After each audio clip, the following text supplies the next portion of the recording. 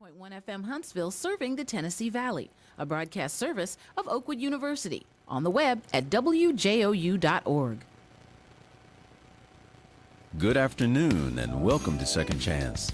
Second Chance is a weekly talk show that examines a wide range of social issues and seeks to inspire physical, emotional, social, and spiritual healing, believing that God is a God of second chances. And through faith, all things are possible. Second Chance airs live each week from the beautiful campus of Oakwood University and features real people with real issues and offers real answers. And now, here's your host, Kenneth Anderson.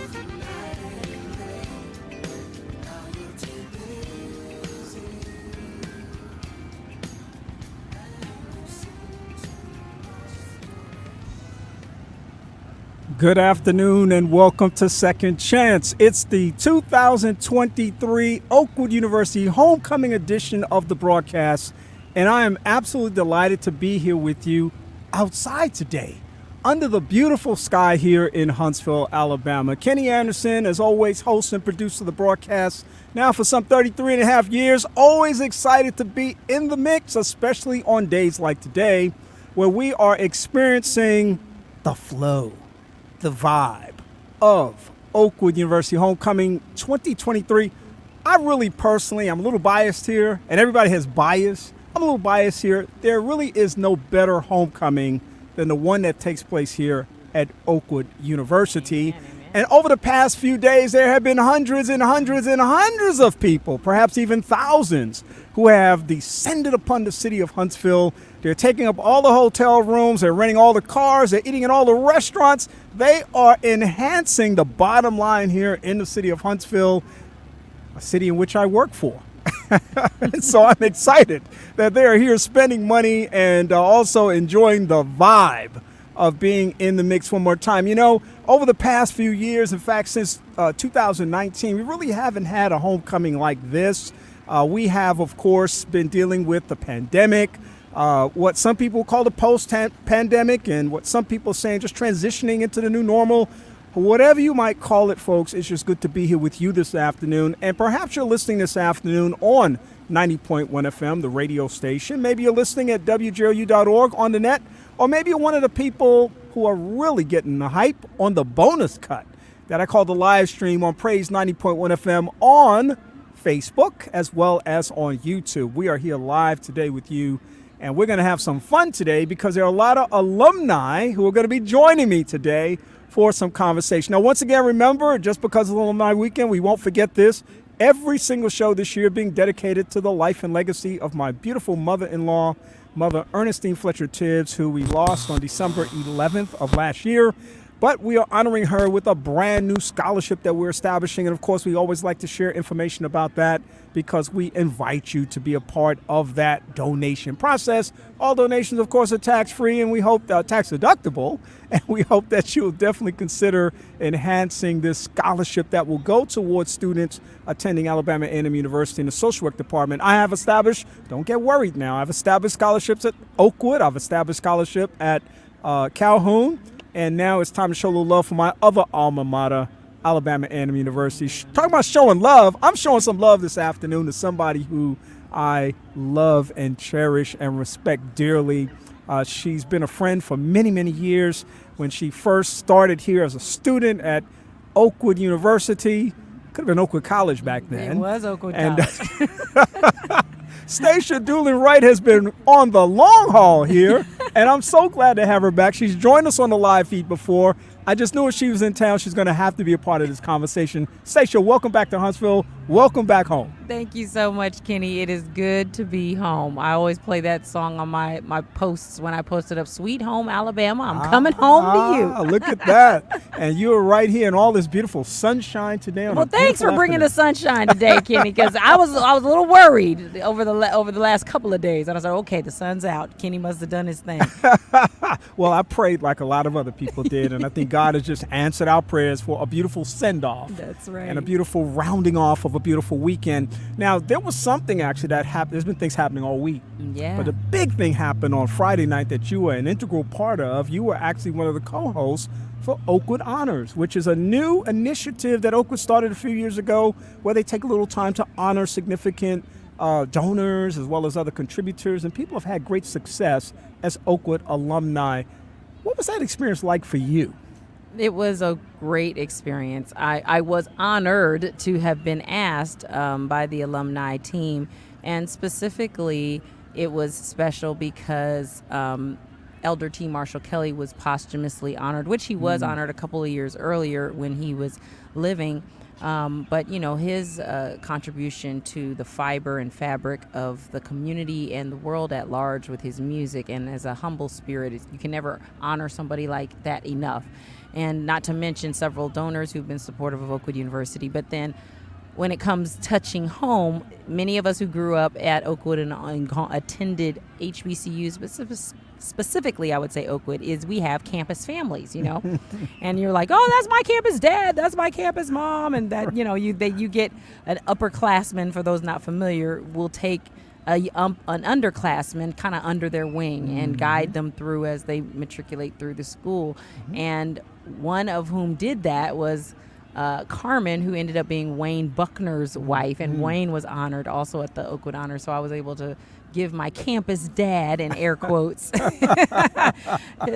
awarding him that evening, and then the music of Dynamic Praise and Madison Mission, and just was nostalgic for me because I was part of the recording project where he'd written a lot of the music for that particular recording. So it was a amazing evening, and I got to co-host with Pastor Nathaniel Drew. Yeah. And it was a great experience. We had a good time, and raised some money for Oakwood University as well. Yeah, and Terrell's tribute to T. Marshall Kelly just raised the roof on the house. Terrell Hunt, if you don't know, y'all better, when he drops his EP or whatever Terrell has already dropped, go and get it, because he's just a gifted, his voice has been just a part of so many musical. I was actually in a musical in Maryland with him one time, and that's when I knew, before he went to Nashville and has become what he's just continued to grow. So check him out, Terrell Hunt, if you don't already know. Yeah, if you don't know, and then you have the opportunity to hear,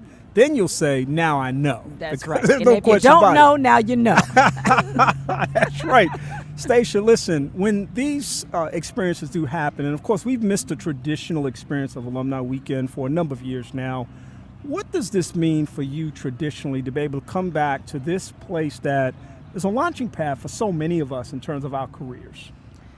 For me, it is very nostalgic, but it also speaks to the gratefulness that I have for community. And I believe that stands our culture apart as a whole, is that we are so community-based that homecoming is really coming home to family, where other people in other institutions, they have homecoming and it's yada yada, but you don't remember that person from, were you in one of my 2,000 member classes?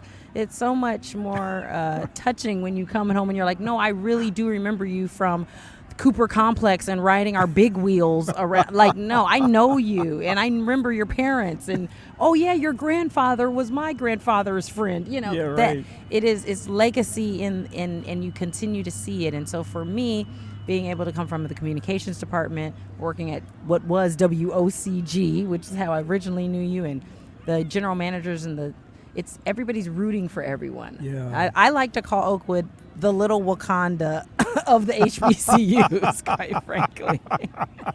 I love that analogy because in many ways it is. You know, when we look at the Black Panther story and the spirit of Wakanda that just brings people together on common ground, sharing cultural pride and heritage that's so rich and so steeped. It's so powerful, and we know Oakwood has that. I mean, you're even part of a tremendous legacy in terms of your family as it relates to Oakwood And it's just, it'd be different if it was a one-off. It's like, that station, that's her bloodline. But then you go to this person, this person. It happens over and over and over again. And I'm going to talk to some legacy people today as well. I mean, this is just an amazing experience. And I always say that one of the most significant things that ever happened to me was to make the decision to come to Oakwood and spend the time that I spent here. I think every success I've had in life, in fact, even some of my failures that I've been able to look back at and make adjustments to, came as a consequence of my experience right here at Oakwood. I would have 1,000% agree, whether it was cutting my teeth in radio at WOCG and I'm getting a call from Jody Jones or Victoria Joyner talking about, do not say the call letters like that, Stacia. Don't sing song your voice. Just say the words like I wrote them on the script. And I'm like, sorry, okay, I thought I was doing something. No, this is not the time. Right. And so I learned, cut my teeth, made my mistakes, and quite frankly, the challenges that are commonly discussed in the family. That we don't talk about our business out in the streets, but we know our internal family struggles. Right. And those have helped me as I've gone into my work in event management and working with project management with several artists and celebrities and federal government work. I learned that the challenges that I went through even were a blessing. Yeah. Because you have to learn to be problem solvers in real life. That's right. Well, listen, you've definitely cut your teeth and cut them well in terms of just your growth, your development, the expansion of various things that you've done. Your toolkit is deep in terms of the resources that you have available. And I acknowledge that many years ago, of course, but am actually leveraging that this year with Jazz in the Park Huntsville. And I think this is probably the first time I'm announcing it publicly, but Stacia is actually going to be my event coordinator for Jazz in the Park Huntsville 2023. Very excited to have her as part of this process. I already know that if we were operating on an A scale already, just been a little biased, it's going to be an A++ as a consequence of this young lady's expertise and experience in that field. Thank you so much, Kenny. I cannot tell you how excited I and my team are to finally be a part of Jazz in the Park Huntsville. I was like, well, I must have done something right if Kenny's calling me, because he doesn't take mess. So we got acquainted when I think you were on the board of the UNCF Gala. Yes. And I was producing that, and Yes. we got to working together with the UNCF Gala for North Alabama Huntsville, and then with my work with doing customer service management with Brian Culbertson and the Napa Valley Jazz Getaway, the Chicago Jazz Getaway, and now the New Orleans Jazz Getaway. I was like, well, maybe I've done a little bit that makes Kenny impressed. So I'm so excited. We are looking forward to September. Absolutely. Listen, I can't wait, and I know we're going to really kick things in pretty high gear here within the next few weeks, and so I'm excited about that. She is Stacia Doolin Wright.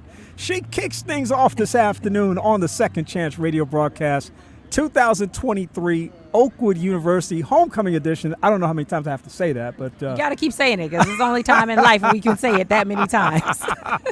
Stacia, thank you for joining me this afternoon. I really appreciate it. Thank you, Kenny. Can't wait to work together, and I'll be back. It's nice to come home. All right, fantastic. Stacia, she's making it happen this afternoon, and we're so excited and delighted to be able to do that. And we're going to come back, I think, in just a moment, and we will introduce our next guests at that time, because they are just standing and waiting. And they're here. They're ready to do their thing. There's no question about that. In fact, they're throwing me all kind of hand signs and hand signals right now, and they are doing it well. And I'm just so happy to see them this afternoon. We'll be back in just a moment. Second Chance, Kenny Anderson. Hope you're having a good day.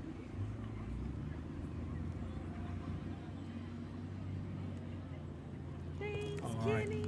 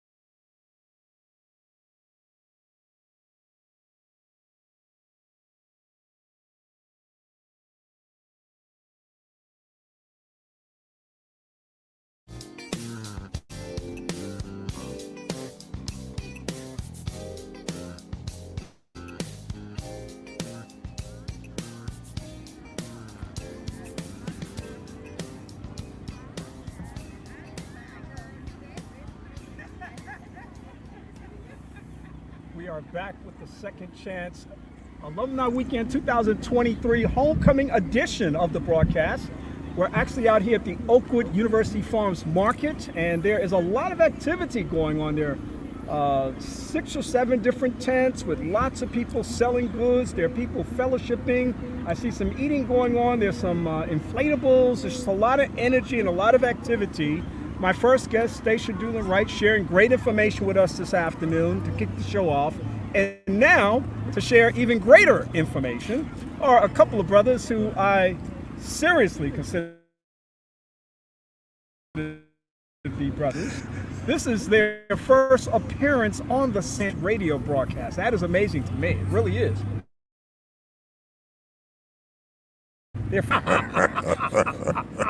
But our friendship is much deeper than that, and I'm so appreciative to have them both here today. Eric Kelly joins us this afternoon. What's happening, E? Hey, I'm glad to be alive, glad to be hanging out here with you and these young people that have attended this great school. Glad to be here. You see, when that commandment came out, thou shalt not covet, it was really speaking about radio announcers who don't have your voice. And you know, when he gets on, he has to show out with that voice like he's auditioning. Yeah, so. He's not trying. He's just saying, I just. Unless I get pulled over, I don't say officer. Hello, sir. Elevated just a little bit. We get that bass out your voice, as your mama used to say. Get the bass out your voice, boy. Also joining me this afternoon is my homie from another mother. They're both homies from other mothers. Dane Timpson joining me this afternoon. What's up, Dane? Hey, man, it's just good to be here. Good to be with you. We didn't get to have lunch this time, but next time I think that we can make that arrangement happen. Yes, sir. Let's make it happen. There's a lot of good eating options here in Huntsville, too. Oh, man, downtown is just crazy ridiculous right now. Yeah. Really good stuff going on. Have you guys been having a good weekend? Oh man, it's been wonderful. It has just been a blessing to see people, and you kind of know that you're blessed to still be here after I was back in the that decade, and I'm older than my brother here, so much older. Set the record straight, right? Yeah. He kind of reminds me, what position were Moses' hands in as he, crossed the Red Sea? Man, I don't know. I wasn't looking. When he was here, Kenny, they were using chalk and blackboard as writing utensils. That's been a while. It's been a minute, but God's good, man. He's good. Absolutely. And he sustained us through it all, and we're so appreciative of that. And speaking of sustaining us through it all, I was just talking with Stacia about her hosting the Oakwood Honors on Friday night. That was awesome. And of course, the big kickoff in the honors was a salute to your dad. Praise The God. late, great T. Marshall Kelly. We call him the Elder. Very affectionately, loved by so many people, touched the lives of literally thousands and thousands of thousands. Every time I think about your dad, I think about the song, Will There Be Any Stars in Your Crown? Have mercy. Come on, man. And Have mercy. it's going to have like a... It'd be a tiara. I mean, how big is the crown? Will we have crown bearers in heaven? It'll be a tiara loaded up, dog. Yeah. Crown bearer. But listen, Yeah. what a beautiful and powerful honor. You and your sister Nadine, of course, came up on stage, and you wanted to just take a text, brother. Man, no. I've tried to stay away from anything ministerial. There were some character issues and some speech impediments that actually, my brother is better at doing it. We're 2 PKs, by the way, so we sit and talk about whatever. He's better at maintaining that thing. I'll dip below the line sometimes, and God has to. I have to throw him a life preserver because he goes down like a rock. Were it not for grace, my brother. Yes. Well, let me ask you this, because you always say things that just sort of sit with me in one form or another. We're members of a unified church called the Zoom Family Worship. Oh man. And I like the way you put that, unified. Unified church. Yes. And you said so. I want to talk about that for a second too before you guys get away from me. But you said something on this past Friday night, about the perception of one being on taking the stairs. Yes. When God has provided an elevator. Come on, preacher. Yes. And I just, when you said that, I kind of sat back. I was like, Yeah. oh. Well, the doc was talking about the school, And one of the things that hit us, and I know we talk about all the time, you can learn algebra anywhere, you can learn statistics, basic econ anywhere. But when you attach that to the power of the spiritual, the power of faith, man, it magnifies whatever your skills are. And sometimes when we get caught up talking about the academics, which we need to do, we need to also emphasize what that co-thing is with the academic, because, man, the world eats you alive. I mean, when you come out, a certain gentleman next to me is the CEO, and I asked him, how do you spell that? And kind of messed that one up. One letter at a time. But when we're talking about business, man, if you're not able to pray and get godly direction and advice, this world will eat you up. And I don't care what academic prowess you have. Man, Satan is out here waiting to take you out. So we always talk about, the real prayer, not the church thing. God, help me, I'm going to work today. Don't let me kill anybody or cuss everybody out. And when you act too holy about that, you have to understand that God will elevate you as he can trust you. Now that's a pop. Is that a pop? That's a pop thing. That's a pop thing. And the other thing too is a lot of times we bemoan the fact that we take the rough side of the mountain up when God has promised to make the rough places smooth and plain. Oh, you better preach. And easy for us. You better preach. And we make life sometimes more difficult for ourselves when we don't have to, because he's promised us that he will make a way for us in advance. That's right. And so many times the taking us up the rough side of the mountain is for our good. Oh, man. Yeah. It is designed to man. purify us. It's designed to refine us and to make us what he wants us to be. But when we purposely look for the rough side of the mountain, we kind of put his promises in check and then hold until we realize, God, I need you to help me do this. Yeah, I need some help on this. Yeah. one. I You need take some. this for me and do what you need to do. Right. Help me to walk within your You purpose. cannot get stronger going up the smooth side. You don't gain any skills. It's like going to the gym. You can play with the little weights if you want to, but you're not going to get swole till you look at that big giant. Now, it's a gradual thing. Yeah. Because God doesn't give you the big giant weight until he's giving you the little one, Can you stop cursing in the car on the way home in traffic when nobody hears you? I know all these sainted religious people. It doesn't have to be in the car either. Yeah, no. I've threatened a few people on the way home, and then I was convicted later by the Spirit. And I did a few less the next day. But that's really where our faith is tested. It's in the day-to-day. Man, it's not going to church. Yeah. We all can dress up one day a week. It's in our day-to-day. How do we get through this craziness, this mad world? I mentioned the Zoom family worship, which of course is a virtual experience, worship experience and fellowship experience that takes place every Saturday afternoon beginning at 3 o'clock p.m. Central Standard Time or thereabouts. There's a little bit that happens before. There's an afterglow that happens typically after the experience. So it's kind of an ongoing kind of thing, and then it actually kicks out to the week for some people. Yeah, it does. It's a very powerful thing. It does. Briefly tell me where that came from, and then Dana, I want to ask you something about that. It started with Jerry Warren. Jerry Warren and Pops, and when we're out at Cali, we'll congregate over. Oh, he's a tent master, by the way, but that's another story. I was coming to that. We'll go to the tent master and the lovely one's house, and we were having conversations about church hurt, and we've all got stories, And then Pops would chip in and said, Satan sends his people to church too, to make sure that you stop going.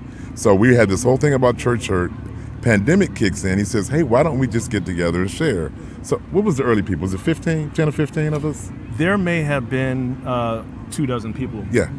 Yeah. Week in and week out. Yeah. And then it just grew. And we have people come on, Charles Wesley Knight, Dr. Wilson, the list is long, Talaferro. We just start name Myron. They would just come on and share. Now, we have fun because we poke fun at tradition. Nothing spiritual. Right. But we'll make fun of anything traditional because ain't no thus said. And he is the head of our conference. Yes. The tent master is the head of our conference. Yes. The conference that has no funds, by the way. Not dissimilar from other conferences that we know. We exist on grace and mercy because there's no budget for what we do. Felt right at home. But this has really been, I think, what I would call back in the day would have been like a New Jack form of religion. Yeah. In a contemporary manner, I would say it's more of a contemporary kind of worship experience Yeah, it that is. speaks to the real needs of people, because It people is. have literally come into that space on both sides. Yeah. People who've been participating and people who have been speaking. When James Black spoke a few weeks ago, Oh man. Oh brother.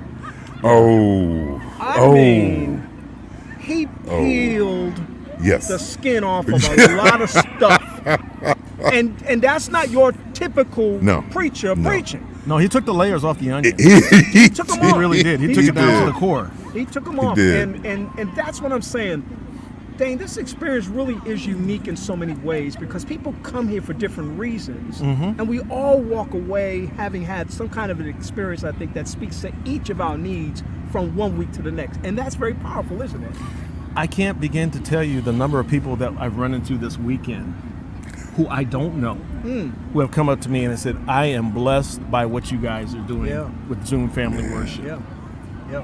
Man, that's good. A lot of folks, they come on to the Zoom program, their screens are off, Yep. so I don't see faces, Yeah, and I they're in can't the put a balcony. face In the with a balcony. name, or they're in the virtual balcony, You're right. eating lunch, Eating but, chicken. Eating chicken. enjoying the process too. Yeah. But there's just the number of people who said, we want you to keep this going. And May 6th, we celebrate our 3rd anniversary Wow. as Zoom Family Worship. Wow. And who would ever thought that we would have been here 3 years. for 3 years? Yeah. Pandemic over. Yeah. And people still go to church and say, we're not going to miss this. Yeah, and I was going to say, people go to church, Yes. and they come home or they go wherever they need to be, Yep. and then make sure that they're still plugging Set into the laptop at the end of the table while they're eating. Yeah, Absolutely. Yeah, That's why the screen's off. Absolutely. Food all in their face. Yeah. Well, and we got an incredible team that just kind of, you got Stephanie, you got Nolette, you got Janice, we got Carrie, Carrie. Oh my goodness, we just got but First it's- Lady Robin. Oh my goodness. Nadine. Oh Yeah, man. yeah. The and Lori's always behind me. She doesn't like to be on Front Street, Right. but she's always behind me praying. The blessing is we kind of all loved each other before this, Yeah, so it was just family. yeah. It was Pop's last ministry. His last church assignment That was his last. was Zoom Family Worship. That was his last church assignment. Yeah. Wow. Every week he came on with notes, Right. and Pops didn't jump around. Yeah. He just would hit you. It felt like a gut punch. when he was preaching, I said he's too big to run up and down the stage, Right, man, scared of deacons. right.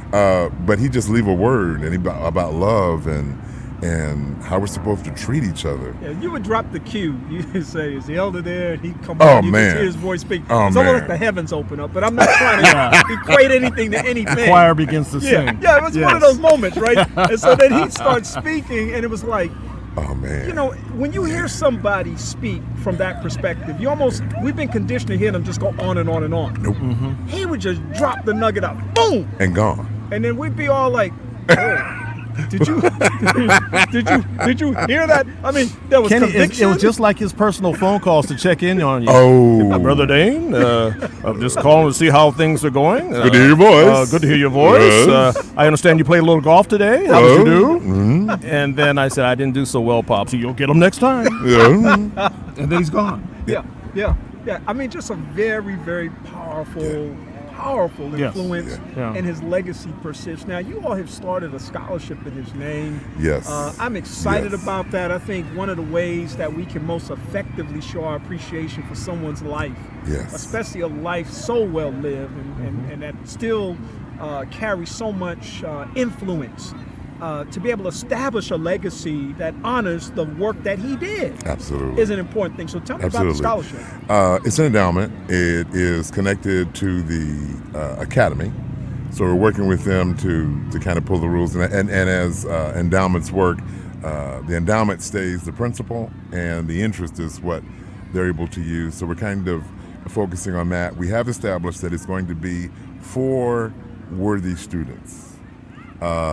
And the reason why we did that, when we were talking to the principal there, Pops kept money in his drawer in the academy for people who wanted to eat lunch and didn't have any money. And you didn't have to get good grades. You didn't have to be a good person. All you had to do was be hungry. And he'd go in there, and he actually took part of his second tithe Wow. Now, he paid 2 tithes, and I don't know if you know how much money ministers make. I do. Help me, Holy Ghost. And so do you. All PKs know. I can't tell you how many PKs come up like, man, you told too many stories. But he paid a second tithe. He kept the money in his drawer, and he'd see people that were hungry. Now, we're adults now. People will come up to me who are very successful, doing very well, and say, your dad paid for my lunch. Wow. They're very, very successful. I said, well, can you pay some of that back this way in interest? Just buy me a steak dinner. I'm sorry, veggie steak dinner. We good. Is there reciprocity here? Is that the question? But what a powerful influence, when you hear people tell the stories about him greeting them as they came to school. I always tell people, when we see people, we don't know the backstory. No. We don't know what they've been through. We don't know what they're anticipating. We don't know what deficiencies they may have in their lives. And just to see somebody who smiles at you and says that you have value, you have worth. And you are loved. You're loved. That's all. They're not trying to pry into your business, find out what's going on, spread the word to other people. Just you're loved. What a powerful, powerful message that Elder Kelly promoted so often. A legacy that's off the chain, Kenny. Yeah. He greeted the kids because he said this may be the only spot they get some respect. Wow. Because, parents are stressed. Man, the world is eating us alive. You're out there working. The boss is crazy. Now you come home and your kids have done something less than brilliant. Right. And sometimes, in our weaknesses, we let them know just how off that thing was, not realizing that they are genetically linked to us very closely. Yeah. So as we go off on them, they may have been mistreated, not valued, and we're all struggling with that. So he says, if I open the door, this kid, first thing in the morning, knows value. Now, brother, are you still Brother Dane? Were you still Brother Dane? I was Brother Dane to the end. and you know what, Kenny? Blessed to be in this family officially 25 years, unofficially 29, and to be the recipient of so many life lessons, spoken and unspoken, and how he poured into my life, even through the simplest of things, us going out to play golf together. And he just enjoyed the fellowship. He just enjoyed his family, and he enjoyed being a blessing to other people. And expecting nothing in return. That's beautiful. I don't admit this to many people because they might look at me, they might side-eye me if I did this, but I'm not one of those celebrity hunters, and I'm not a groupie type person, but I was an Elder Kelly groupie. I'm going to tell you a story real quick. So we went to Nashville for Joey Kibble's baby's blessing. And Elder Kelly was there that day. We were told, Sonny and I were told, Elder Kelly needs to ride back to Huntsville. Would you take him back to Huntsville? I was like, I hope you're not asking anybody else except for me. That would be an honor. I was in the car with 2 hours. Now, Sonya went to sleep. Maybe she's listening this afternoon, but that's the story that I remember, Sonya. Sonya went to sleep. It was me and Elder Kelly in the car for 2 hours just talking. Those were 2 of the most significant hours of my 65 years of life. Wow. Incredible. Yeah. And when I dropped him off at the door of his house, I thought, do you really know what just happened? I mean, it was just such an extraordinary moment. Yes. And so in that sense, I'm saying I was a groupie because I was looking for that opportunity Right. to be able to just have that special time with him in fellowship. It was almost like I had him as a captive audience in my car. Right. He couldn't go anywhere except for home with us. But it was a beautiful experience, and that's the man that I remember. He probably loved being in the car, being able to talk to you. Yeah. So it probably went both ways knowing him, because he loved that connection. And he probably called me and said, I rode home with your good friend Kenny Anderson, and we had tremendous fellowship. We were blessed. It was Listen, if people want to support the scholarship, because of course there's an opportunity to do that anytime you have an endowed scholarship, and I've got those things happening as well. I like people to say, look, I'm going to do my part, but I definitely want other people to have an opportunity to contribute as well. How can people do that? It's going to be the T. Marshall Kelly Endowment, Scholarship Endowment at Oakwood Academy. We will have a link that we're able to share out. I know we're going to do it in family worship, We're going to have a link that we're going to be able to share out, and one of the things around it, we were establishing who the parties are that are going to be the recipients of it, because that was big. We've had several people right now, they've done concerts or whatever, and they've already established a pretty good size purse where we can kind of put that in, and we're doing that too. But the link will probably come out, I'm going to say, in about 3 weeks. Okay, good. We're working with Principal Judy. Okay. I did not know she was Michael Child's sister, but once Neither I figured did out, I. when I found out who she was related to, I said, oh, let me just say, I love that woman, but don't start nothing if you don't want to finish it. Let me just put that in there right now. And the Michael Childs, who's a charter member of the Yeah. Zoom Family Worship. That's Family. right. He's there every week. That's as, right. As you are. That's right. That's right. As David Person is. That's right. Absolutely. That's right. I mean, I look forward to it. Yes. It's one of the highlights of my day. The few times that I may be in transit when it's happening, I turn it on in the car, and I won't admit to having the video up. I don't think I typically do, but every now and then I may punch something by mistake and the video pops up. Okay. But but typically, I'm plugged in and listening to what's going on. Oh, it's a great It's time. awesome. And you know what, Kenny? It has grown to the point where we are averaging between 130 and 150 participants weekly. Bigger than many churches. That's what I'm hearing from some of the pastors who we've invited on. Wow. When they get on and they see how many pages of Zoom worshipers are, they think that they're coming to something that has maybe 40 or 50. Bless their hearts. Yeah, right. They invited me, and I'm going to speak for them. Right. And all of a sudden, it's page after page after page of participants, and Yeah. they come on and say, I had no idea. I Yeah. got to tell you one quick story, though. Yeah. Brother-in-law, he's the brother I never had. I love him to just the bottom of my heart. Let's get that out of the way. Okay. Wait for the other shoe to drop on this one. In our get-together, and I think it started before, and I missed the late I'll try to get it out, the late, great Jerry Warren. I'll try to get it out. I got choke up when I even think about it. Yeah. But we were talking efforts, and we were telling stories about Tent Master. Somehow that got assigned to him, the Tent Master. Tent Master's The in grunt charge. work of the broadcast. The hard part, he's a tent master. So my wife and I we went to Chicago, and we were conducting a seminar at a church. So we walk in, and a lady that I did not know walks up to me, and she's almost as tall as me, and she was trying to get in me, and it's Sabbath, and I'm trying to, be saved, but she was coming at you, boy, and I'm like, this is not a good look. We're supposed to be doing some Christian witnessing here, but if she don't step up off me, I don't know when the Peter will come out, so I'm like, all right. Because he's never far away. No, Peter's with you, man. Peter, to him, is like a shadow. You know when that verse says Peter cried bitterly? I'm always outside crying bitterly because I done gone off. So anyway, she stepped into me and she got this look. I said, she ain't smiling. She said, why are you always messing with the tent master? So I called him. I said, bruh, I'm in cities you're not even here. I ain't even been here before, and I'm getting threatened by the stuff that we do on the air. Right. I said, that's my brother. That's my homie. You don't know. This is the way we roll. You ain't got... But she's about to get in your boy's grips, and I said, Lord, we're going to have to cut the seminar short. Jesus need to make an entrance, and I don't know. The tent master has guardian angels, of whom he does Clearly. not know of, Clearly. and whom I don't know of. But they manifest themselves. Yes, they all the will. time. Different Yes, cities, they different will. places, man. But God has been good. It was the ministry orchestrated by God.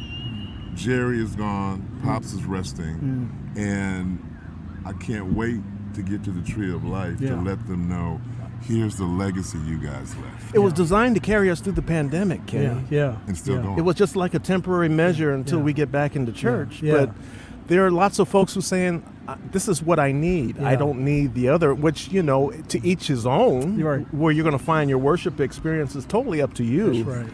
But to know that folks are relying on us to do this on a week in and week out basis is just, it's awesome, but it's a staggering responsibility to say the least. is. I know it is. It's a non-traditional approach to ministry in one sense, only because of the idea of what many people have in their mind.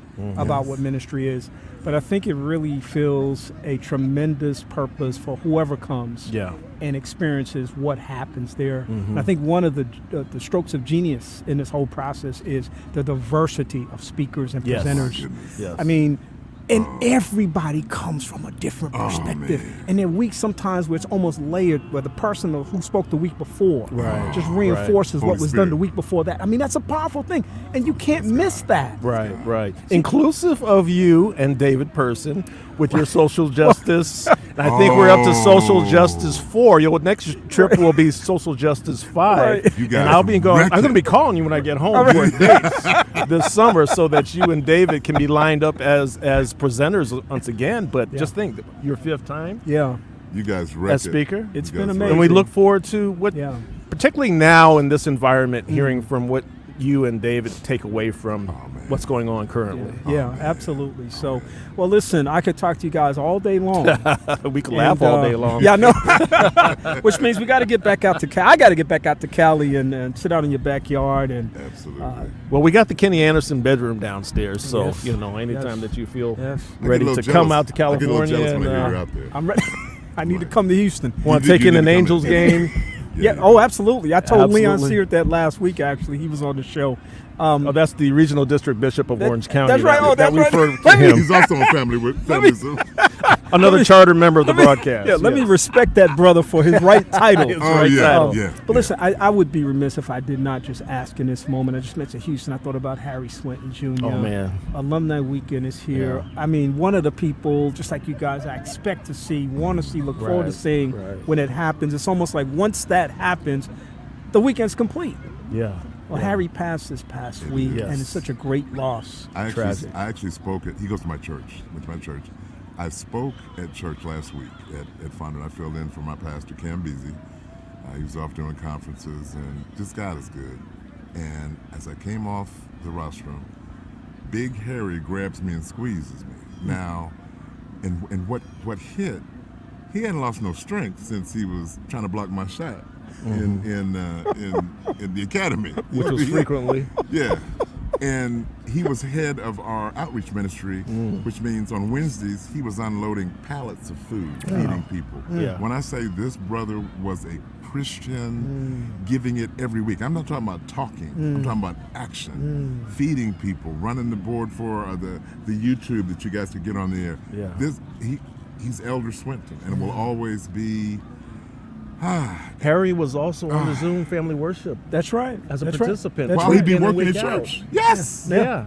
And he sent me emailed names of emails for folks who wanted to have the email blast to the program link every week, just the week before. Wow. So we were emailing back and forth and checking on each other's family. And he was saying, things are good with me. How are things with you and your family? And I'm fine, blessed, man. Wow. And to hear that news was just shattering. Yeah, devastating. So we lift our thoughts and prayers up to the family of Harry Swinton Jr., Absolutely. local family here. I know that his service is next Sunday at 2 p.m., and we're just praying for their family at this time. Yeah. Keep them in prayer. Praying for them. Eric, Dane, my brothers, come see me again on the show. You know, I got that StreamYard link too, so we don't need to wait till you come here.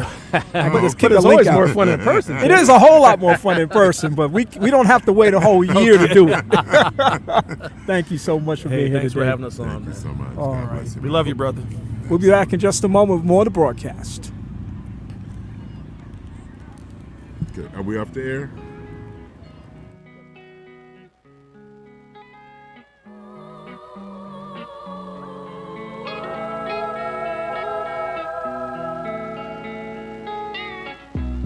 Lord, you should know I've tried it on my own, put my faith in me, but the truth came to be. Lord, I need you.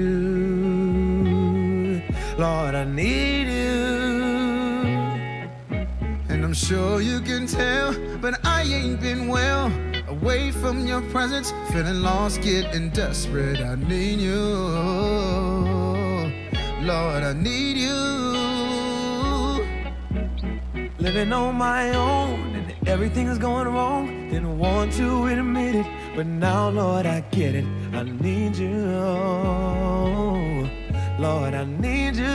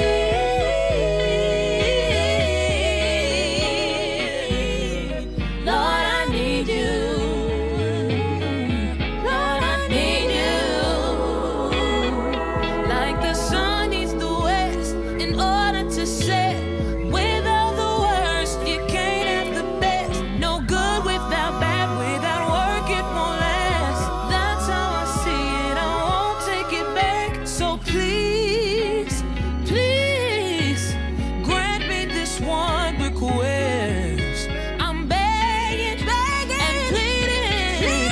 Don't turn me away. I'm here to stay.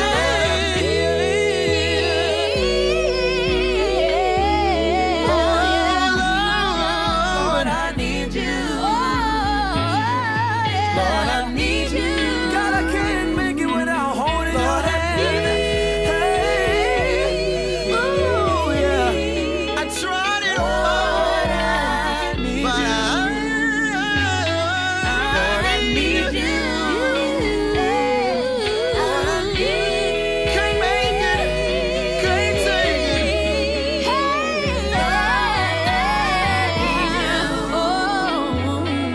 Lord, I need you. Lord, here's my heart. No gimmicks, no strings. Doing my part, you can have all of me. Nothing will ever come between. Lord, I need you.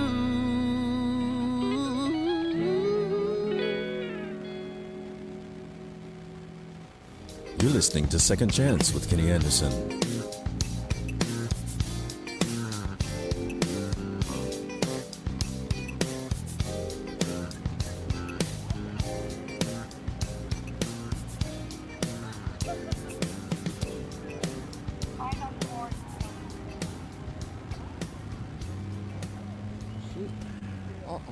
Welcome back to the broadcast. It is the Oakwood University Homecoming Weekend 2023 edition of the broadcast. I'm Kenny Anderson, as always.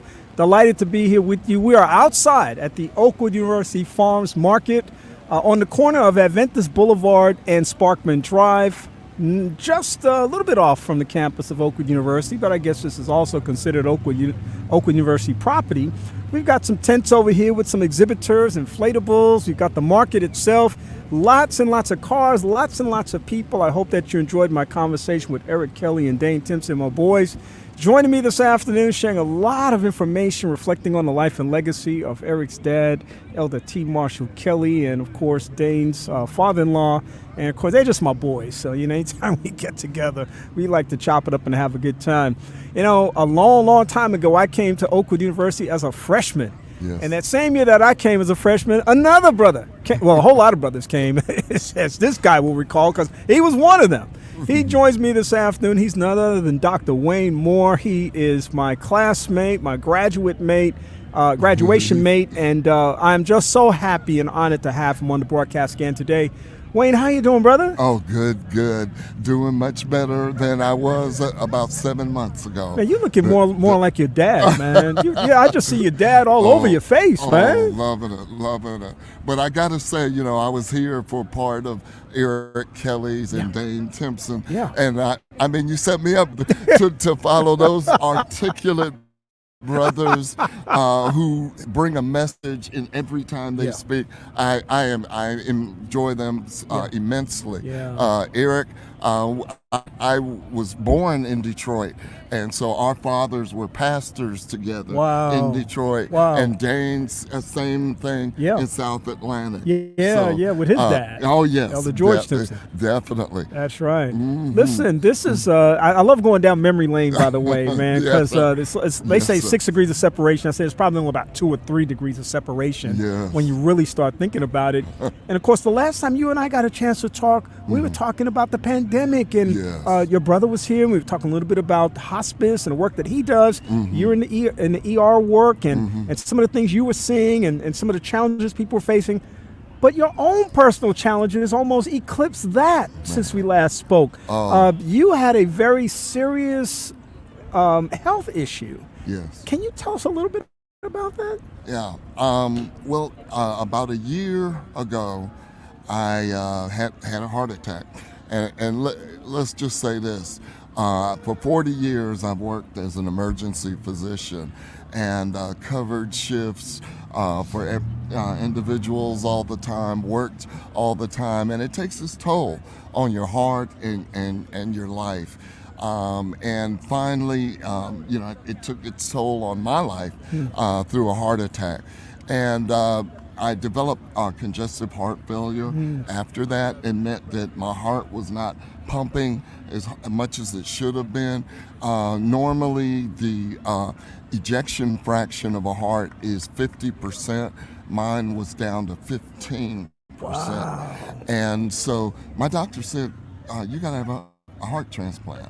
And I mean, I looked at him like, no, this is something I only read about. I'm going to say, you're the doctor, you're being told this. This has to be amazing. It was amazing and scary. And I said, no, doc, you got something wrong. You got something wrong. And he told me, we did test after test, and objectively, those tests corroborated what he said. Wow. And so as of October the 17th, I was at my office and doing a little bit of administrative work, and I got a call. And we had been praying to God to help things to work and for this heart. And so I got this call, and I hope you can hear it. Yeah, let's see if people can hear it. Yeah. Oh, this doesn't seem like it's coming through. I'll try it again. All right. We're just trying to. I don't know if the volume's up, but we're just trying to find the call that Dr. Moore received the day that he was informed that while he was in need of a heart transplant, that the good news was available to him. Right. Well, for some reason, it's not coming through. It's not playing. But tell us what it was like. Tell us what the experience was like. That experience was groundbreaking. Yeah. I was at my desk, and first I didn't notice the phone call. It was a scam, I thought. Right. And then I checked the voicemail, and it said, Dr. Moore, trying to get in touch with you. We've got a heart for you. We need you to come to Vanderbilt right away. Wow. Oh, man, I just dropped to my knees and said, thank you, God. And, of course, called my wife, and we rushed over to the hospital and got it the next morning. They flew it in, and they gave it to me. I did really, really well during the surgery. I was in ICU and intubated for a couple of days. And the progress that I did, they called me a rock star for some reason. I guess that means you're doing well, and you're doing what they're telling you to do. Because being a physician and being in a position where nurses are telling you what to do. Yeah, right. Everybody's telling you, don't do this, don't get out of your bed, don't, every time you go to the bathroom, call us. And it's embarrassing calling people. But it was really something for me. And I'll tell you, I had a lot of reflections on my mortality, obviously. And I listened to a new artist, fairly good gospel artist called Brian Courtney Wilson. Oh, yeah. And man, his music would just touch my soul. And, I ended up going to a concert of his in January, and I told him, I just had a heart transplant, but your music helped to carry me through, as well as the church members from the church praying for me and visiting me. And so it was just awesome. What was the turnaround time between learning that you needed the transplant and then actually getting the call about the heart? Good question. So we thought it was going to be forever. I had friends that waiting years for it, and other friends that got it almost right away. The doctor told me, he said, I had somebody on there for 1 minute and they got a heart. Wow. He said, but you can expect anywhere from 6 months to 8 months. And but I got mine in 5 weeks. Wow. 5 weeks. And I had no expectation that it would be there. And so it really knocked us off guard, but it was a pleasant thing. Do you know anything about the backstory of where the heart came from? Just that the individual was younger than 30 years old. And they said I could not contact the family until after a year. Okay. And so that is my plan, to reach out and contact them. Yeah. But I just really want to say also, transplants, I trained at Howard University, and that's where MOTEP is, the Black Transplant Organization for kidneys and other things. How you doing? And we really need more African Americans to be donors, and so that is something big that we need. Now, some people tend to think that we end your life if you say that you're going to be a donor, and that's not the case.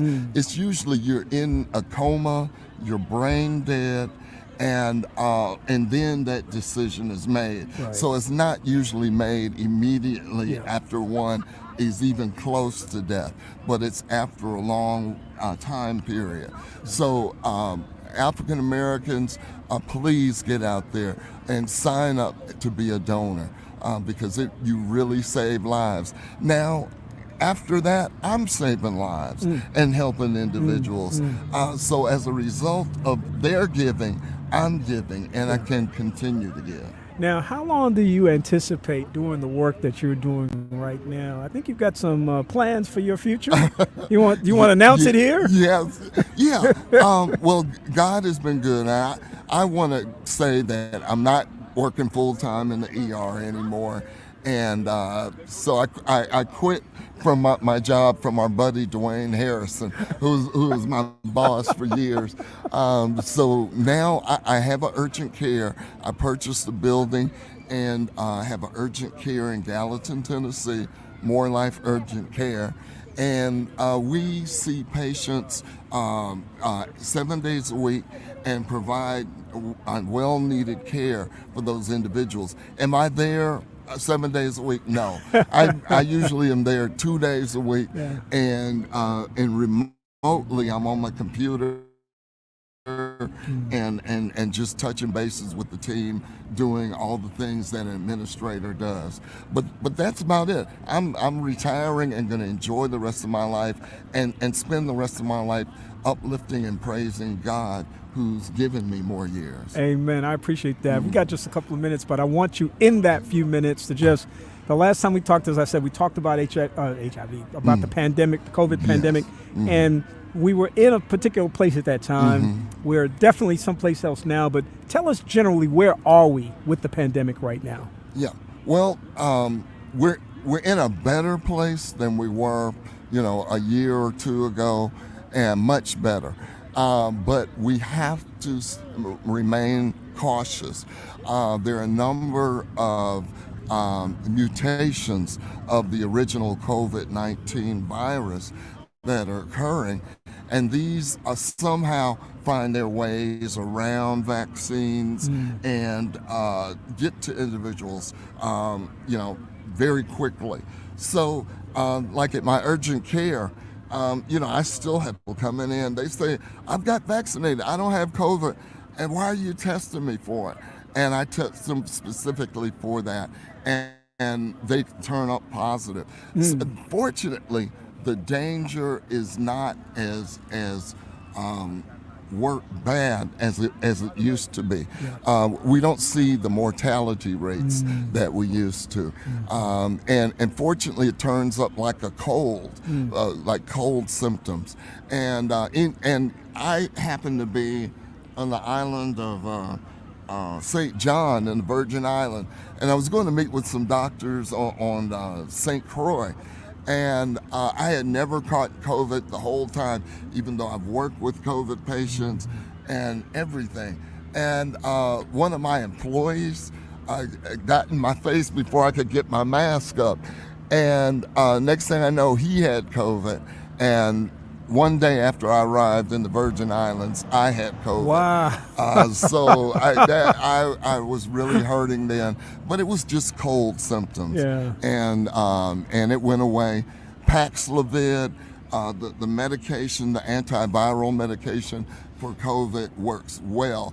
I took it for one day, and took away the symptoms Okay. very quickly. Good. So basically, that's what we're looking at as variants that are weaker, much weaker, but they can come on faster. They're a lot more virulent, and so we have to watch out and be careful for them. Vigilance, of course, is the order of the day. Dr. Wayne Moore, always a pleasure to reach out to you. And, of course, we'll do that periodically, even though you are transitioning in your life. Yes. We know where to find you. And as we need to do that, we'll send you that hot link to say plug in, and we want to talk to you. And can I say, while I was in D.C., I was EMS director.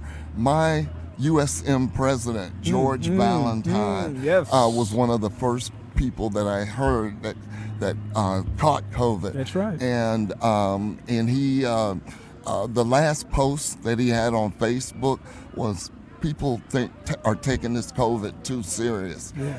And he caught it on a Wednesday and was dead on a Friday. Yes, he was. And so I tell people, never underestimate COVID. It is out there, and we just have to be careful. I couldn't have said it any better than that. So, Dr. Moore, thank you for being here today, man. Appreciate you and your decades-long friendship, and we'll see you again soon. And glad to see you doing an excellent job in the community, in the country, and all over the world.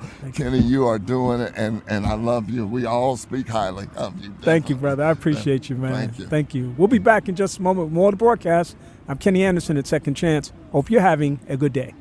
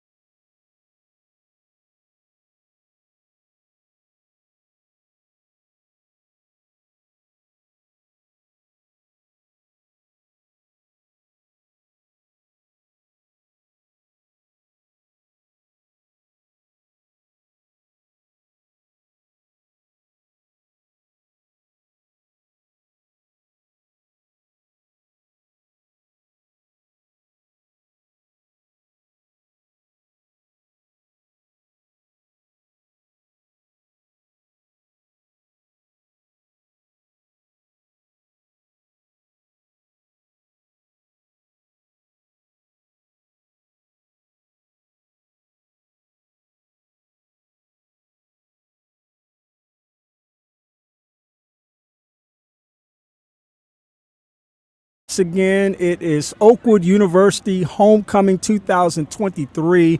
We're out here at the Oakwood University Farmers Market, and there's a lot of stuff going on right now. I see all kinds of tents with folks selling goods and items. I see inflatables. I see food being served. I see all kinds of people milling and fellowshipping and having a great time. This is the conclusion to the big event that's been taking place ever since this past Wednesday, Thursday afternoon, when people started descending upon the city of Huntsville as they typically do around this time of year. Now, we've had a fairly non-traditional experience with homecoming over the past 2 or 3 years because of the pandemic, but we're starting to find our way back home now, and I think probably more people than in previous years have landed here this year, and I'm glad for it. I hope you enjoyed my conversation with my classmate and graduation mate, Dr. Wayne Moore. Good to see him. Good. What a powerful testimony about needing open heart surgery and needing a heart transplant and then getting that heart in 5 weeks, and just a phenomenal story about how he has moved through life with this particular challenge. Of course, it is always an honor doing Homecoming special edition of the Second Chance radio broadcast to talk to all kinds of alumni who come through this institution. And joining me right now is a brother who joins me from time to time on the What's Going On segment of the broadcast remotely. But I got him right here remotely today in the city of Huntsville. He's sitting right next to me. Usually he's on a screen somewhere in the world, usually up north, but somewhere in the world. And I'm just so glad that he's here with me today. He's none other than Reverend Derek Green. My man, what's going on? Kenny, it is so amazing to be with you as always today, and every time I'm with you on your show, and to be back on this illustrious campus, Oakwood University, where it all started for me. Yes. I'm thankful to be here. Yeah, listen, I feel that same energy anytime I live here, and I feel that energy. If I'm driving down at Venice Boulevard and I look to the right, if I'm driving west, I look to the right, I'm like, that's where it all began for me. I get excited about it, still get gassed about it. It's still a great place to be. And when I invite you to come on the show, one thing I always have appreciated about Derek is that Derek is always about that next generation. Derek is always about that mentoring. Derek is always about inspiring that next person. He's on the side, on the back, in the front, up, down. Doesn't matter where they are. He's down with the people around him because he knows and understands the value of legacy building and legacy leaving. He's brought a very special guest to be with us this afternoon. Kobe Matlock Jr. is with us. What's up, Kobe? Yes, sir. It's Anderson. How you doing today? Thank you so much for having me on. I'm doing great, man. Listen, you come on anytime you rocking a hat like that. Oh, come on now. You know this one. I had to pick it up. HBCU-OU. OU. We had to represent. The Letterman is crazy. Listen, man, I love it, and I'm glad that you're here. We're going to hear a little bit more from you in just a few moments. Sir. But Reverend Green, of course, we talk a lot in the What's Going segment about what's happening in the world today. Yep. Got to ask you about Tennessee, man. That's a state not too far away from here. And just the other day, we saw where 2 young black legislators were expelled from the legislature because of their peaceful protesting on gun violence. Of course, perception matters, and people, of course, are spinning this in lots of different ways. Generally, what are your thoughts about what happened in Tennessee the other day with these legislators? They are standing for young people, particularly 9-year-old children who were in their class learning about math and science and died in their class in the most horrific way. Yes. Imagine what those high-powered guns do to children's bodies.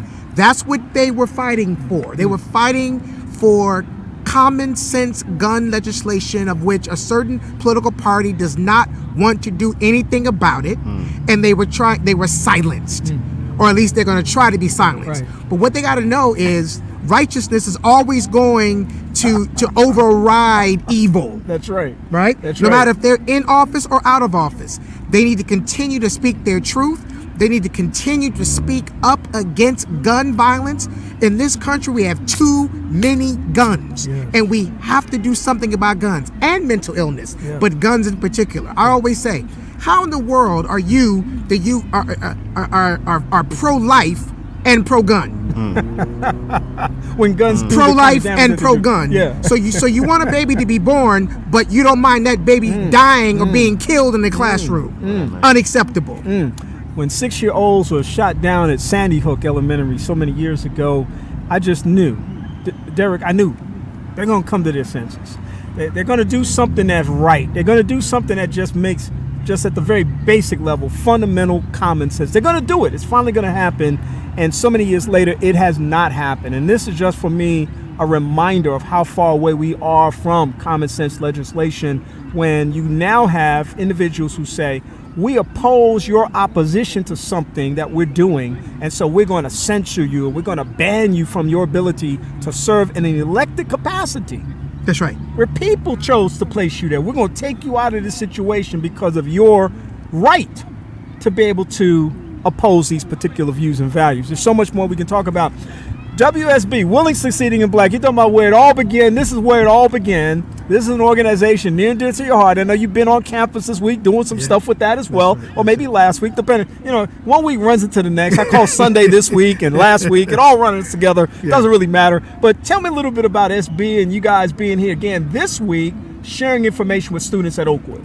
Started on the campus of Oakwood College in Cunningham Hall in 1988. Dr. Janice Johnson Brown, a psychology professor, Dr. Sylvia Barnes. These were people who helped us get started. The man sitting to my left, Kobe. Yes, sir. Kenny Anderson, one of our early sponsors. By the way, Kobe, I am to you what Kenny is to me. Amazing. And that's why we pay it forward. That's why he's here today. Yes, because sir. of what you did for me, Kenny. You saw us.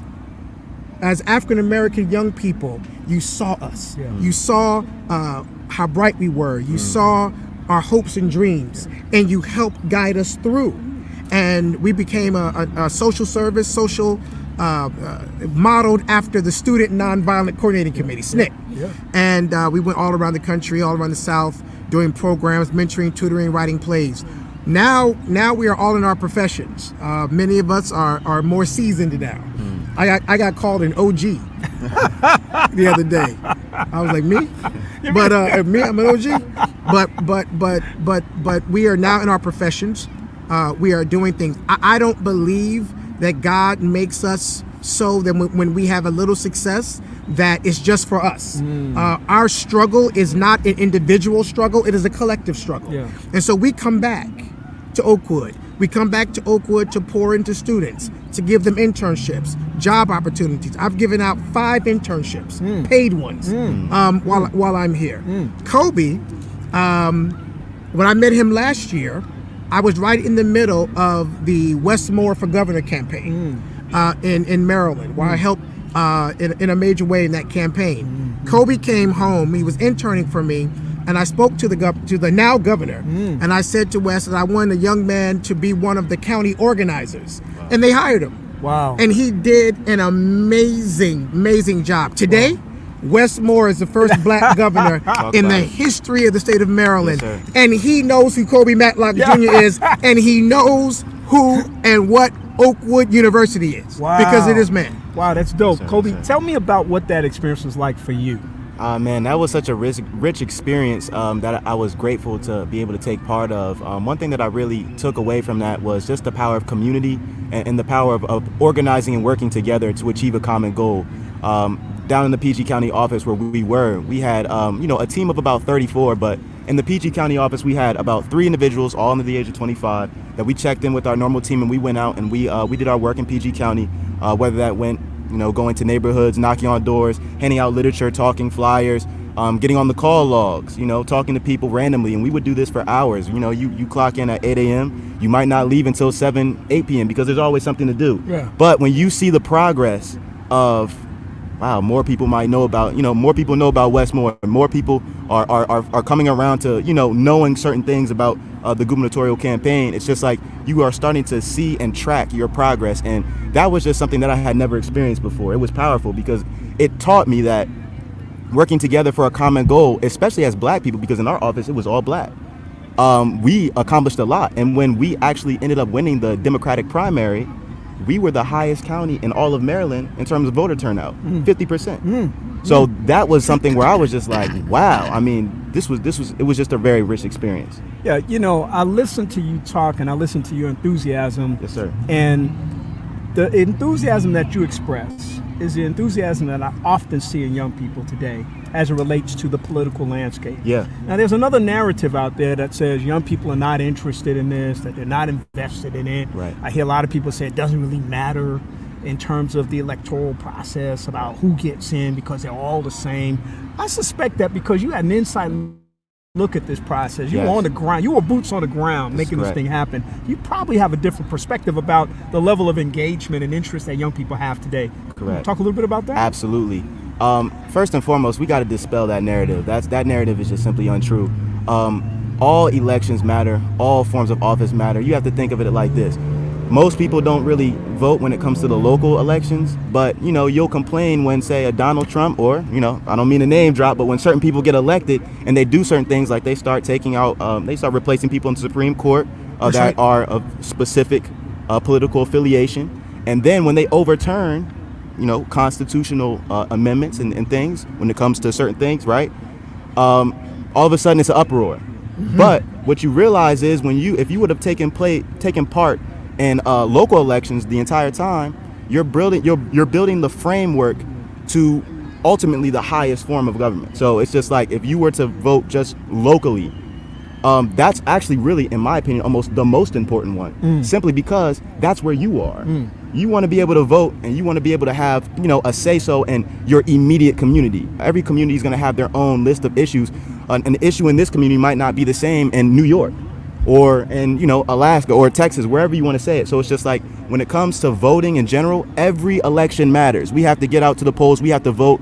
Too much is at stake every election. Every election is too much at stake. So we have to be able to get out in the polls, and we have to also be aware that everyone may not know the importance of this. So if you have that knowledge, if you know something, if you have the drive, you should also be telling people, your fellow man, listen, maybe you haven't thought of it this way, but this is an issue that's going on in the community right now that we need to address. And this is the candidate that's best suited to solve that problem. Yeah. And only then, when you start to have that type of connection, that type of communication with your immediate community, can you really start to make a difference in local elections specifically. And when we do that, Kenny, when we do that, that's when we empower our communities. Yeah, that's right.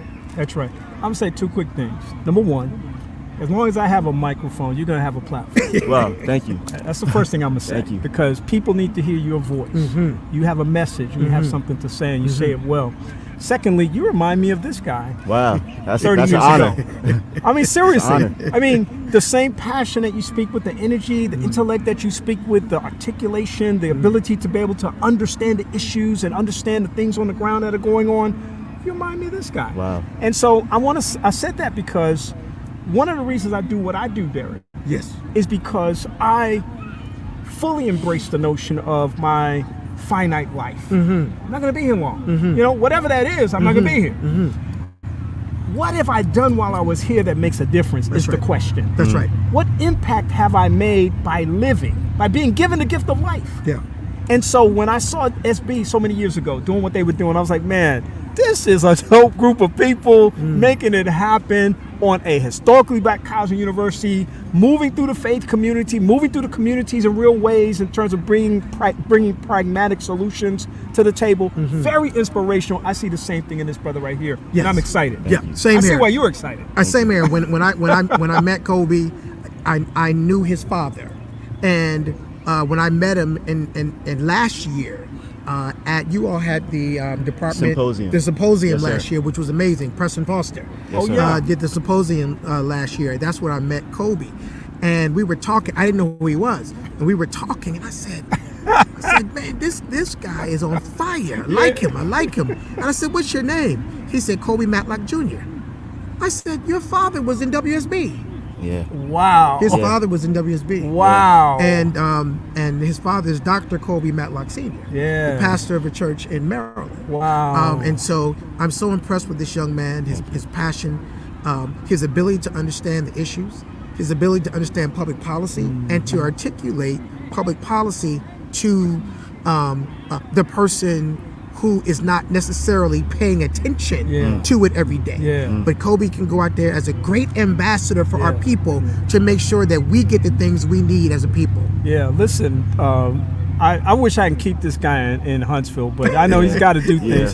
He's doing big things up north. In fact, working alongside Governor Phil Murphy on behalf of the governor's initiative on faith and other kinds of community-based projects. And I'm so honored that Derek is up there representing us in that way.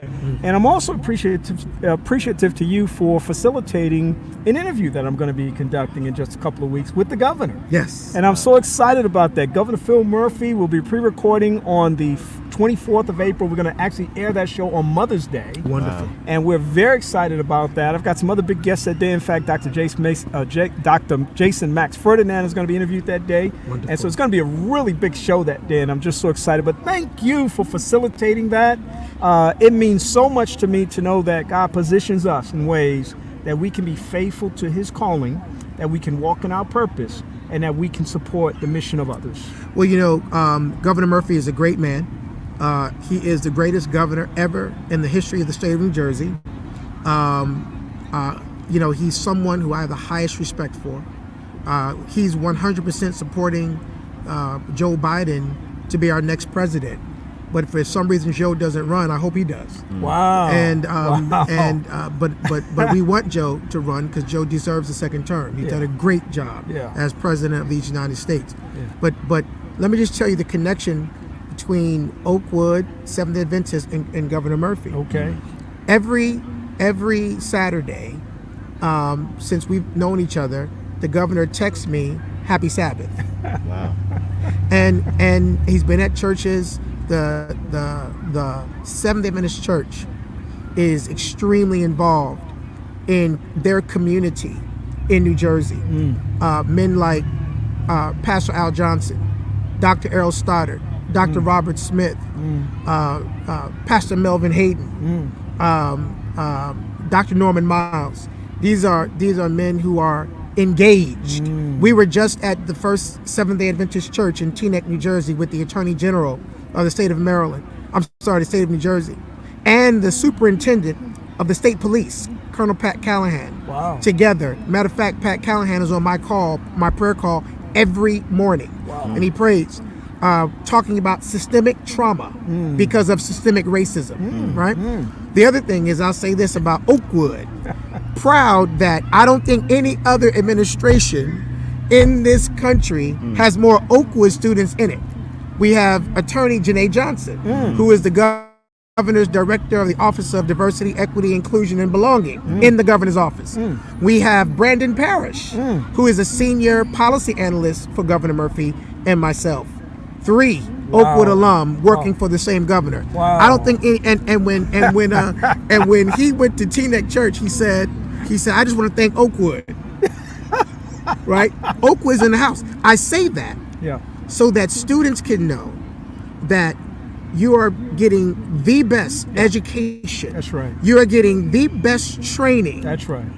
To go anywhere, if you look at WSB members, whether you go into a hospital to be a nurse or a doctor, whether you go into a school system to be a teacher or a principal, whether you start your own business, whether you're an engineer, when you leave Oakwood University, you are prepared. Boy, I tell you, that kind of energy takes my breath away, because not only is it true, but it's something that we need to be professing from the mountaintops every single day. We need to be professing that from the trenches. This institution that we're on today, that we're at today, I'm looking at some of the buildings over there that, historically have been part of my own legacy, the church that wasn't even here when I first got here, the Family Life Center that sits there now, and all the other wonderful things that happen right there on that campus, the historical legacy of the instructors. You called out some of their names earlier, and I mean, the legends that have come through this school, not for themselves, but for someone else. Oakwood is a feeder institution in this way. Oakwood pours into people its very best. That's right. And it does so consistently, so that the people that graduate from Oakwood, let me break it down even more. Even if you don't graduate from Oakwood, even if you come here one semester, one term, you're much better set up for life. That's right. Than most people in most situations. I firmly believe that, because there's so many connectivity points That's right. that people can benefit from as a consequence of being in the Oakwood sphere. That's right. And so That's right, that's right. I'm with this brother right here, man. Just stay around for about another hour or two and talk to me about Oakwood. In all seriousness, I got to run. I got some other guests I got to Awesome. talk to. But listen, Reverend Derek Green, always available, always making it happen, always leading the pack. Has been a leader for years now. He just has leadership in his DNA. I believe that. You know, they say they're born leaders. Well, I guess he was just born leader. And Kobe Matlock Jr., so glad to have him today. Like I said, you got a platform, man. Yes, sir. I got to Thank have you. you back on my Thank you. microphone. I'll use it. Because you got a message to share, and we want people to understand the value added Yes, sir. by being in this particular space Yes, sir. and the opportunities that present themselves. Guys, thank you for being here. Thank you, Kenny. Thank you. Thank you. All Thanks right. so much. We're going to come back in just a moment. Still got a couple more guests today, folks. Big 2023 homecoming edition of the Second Chance radio broadcast. I'll be back in just a moment with more.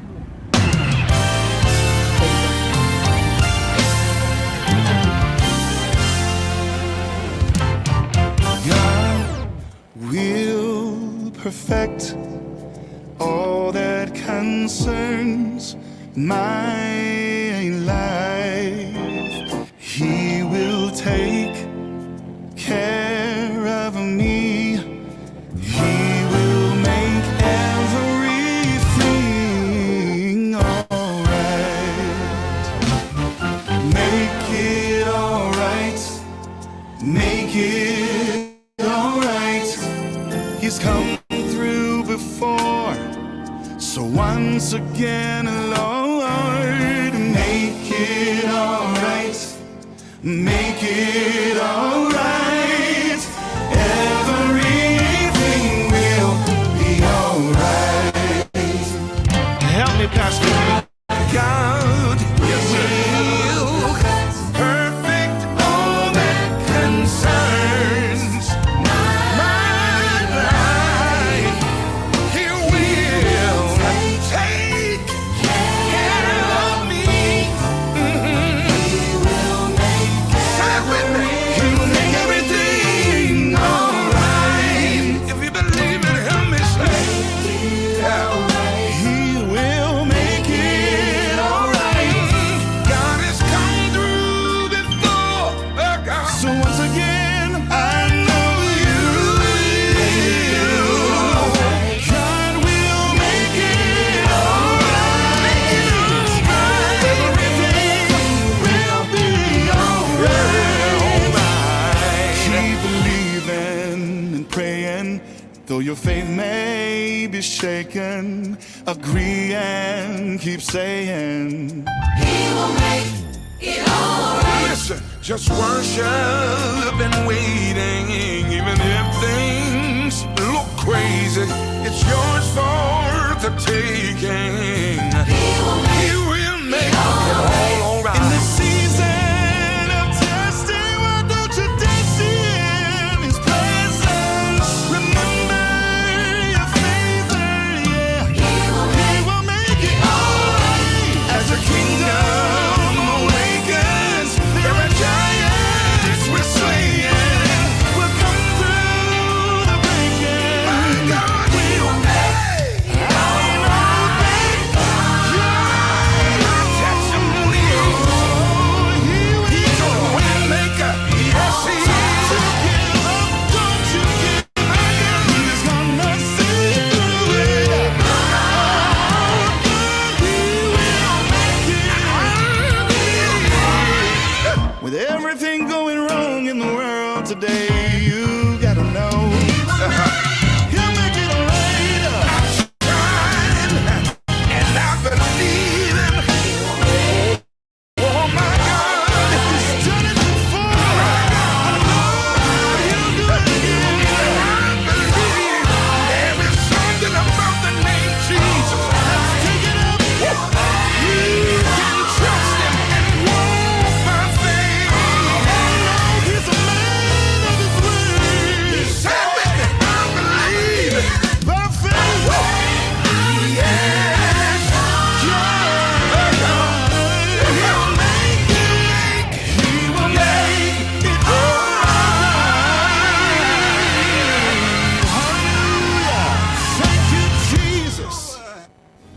listening to Second Chance with Kenny Anderson.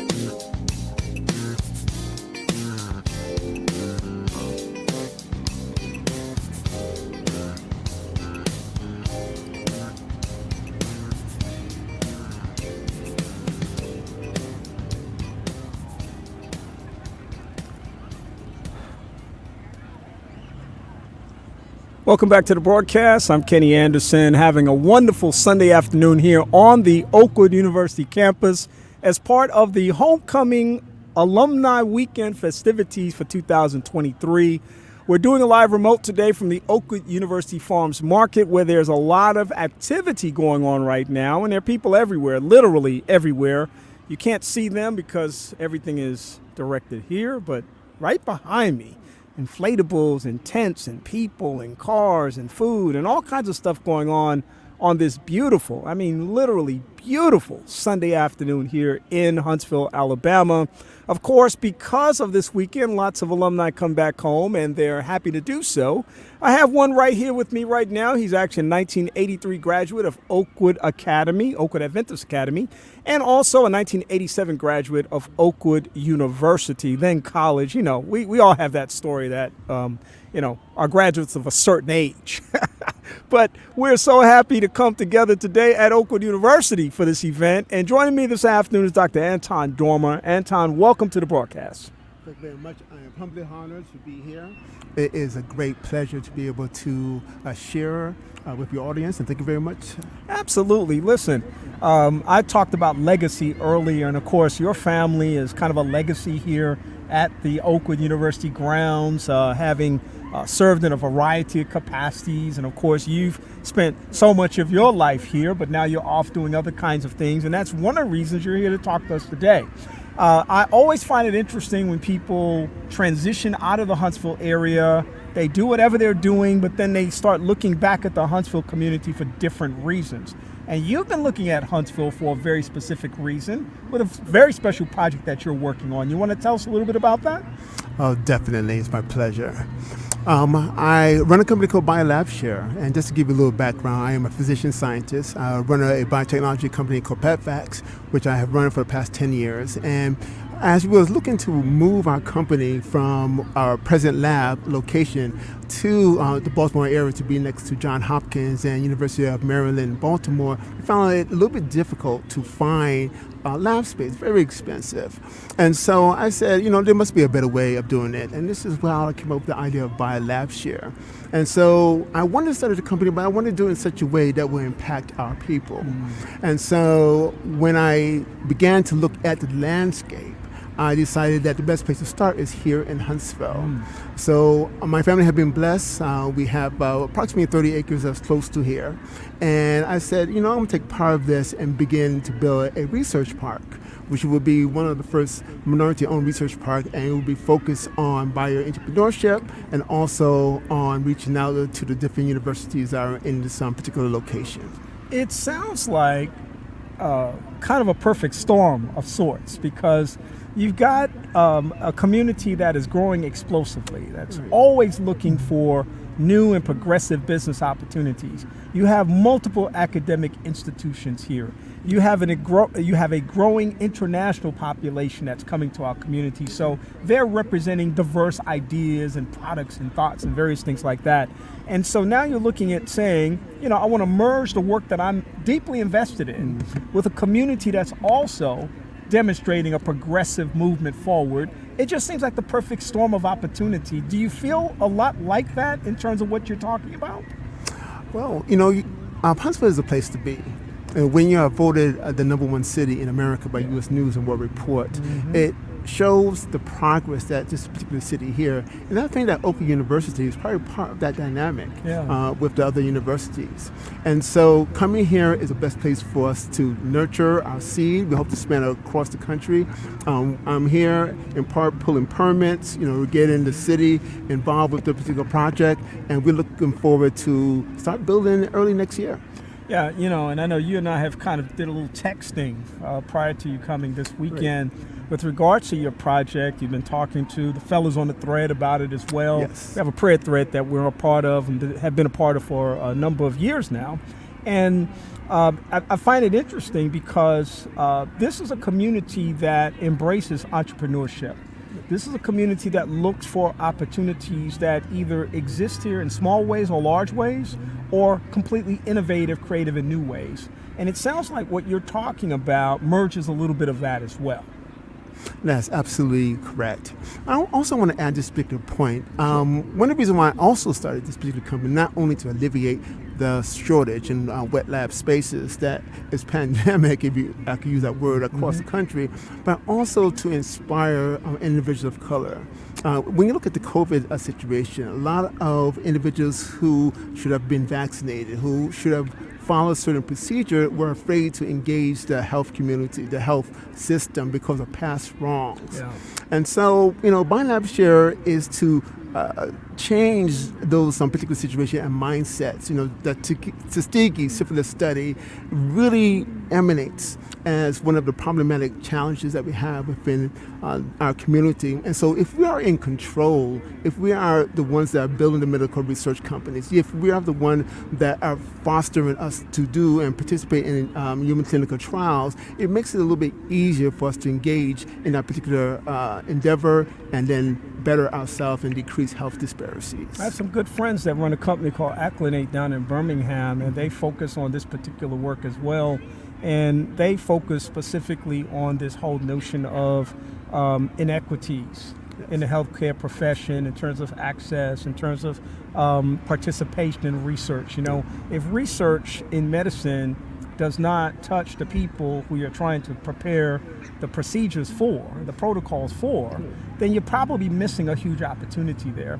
And from what I'm hearing you say, a big part of what you're focusing on is drawing people from minority communities into these kinds of conversations and activities, especially from the research end, because that to me seems like a very important process. If I go to a scientific lab, or I go to a research publication, and I'm reading the publication's results, and it's saying that this particular protocol has this kind of an impact on this group of people, and I look and see that there is not representation among the people who the study has drawn and extracted information from, then I can't really know that that is the research that is best applicable to that group of people. I'm hearing from you, I think I'm hearing from you, that your work is going to be designed to complement the need to draw more people of color into research experiences so that there can be a greater level of integrity in the profession, a greater level of trust that will offset some of the issues that have historically plagued people in communities of color. You're definitely absolutely correct about that. We hope to be a lighthouse. So as we build here in Huntsville, as we move out to other sites around the country, we want to bring in our communities to show that this is a process. Most of our medicine, just to be blunt, is actually made for white men. And that means that the slight genetic nuances that you find with women, the slight genetic nuances that you find with different ethnic groups that's not European based, does not necessarily fit their needs.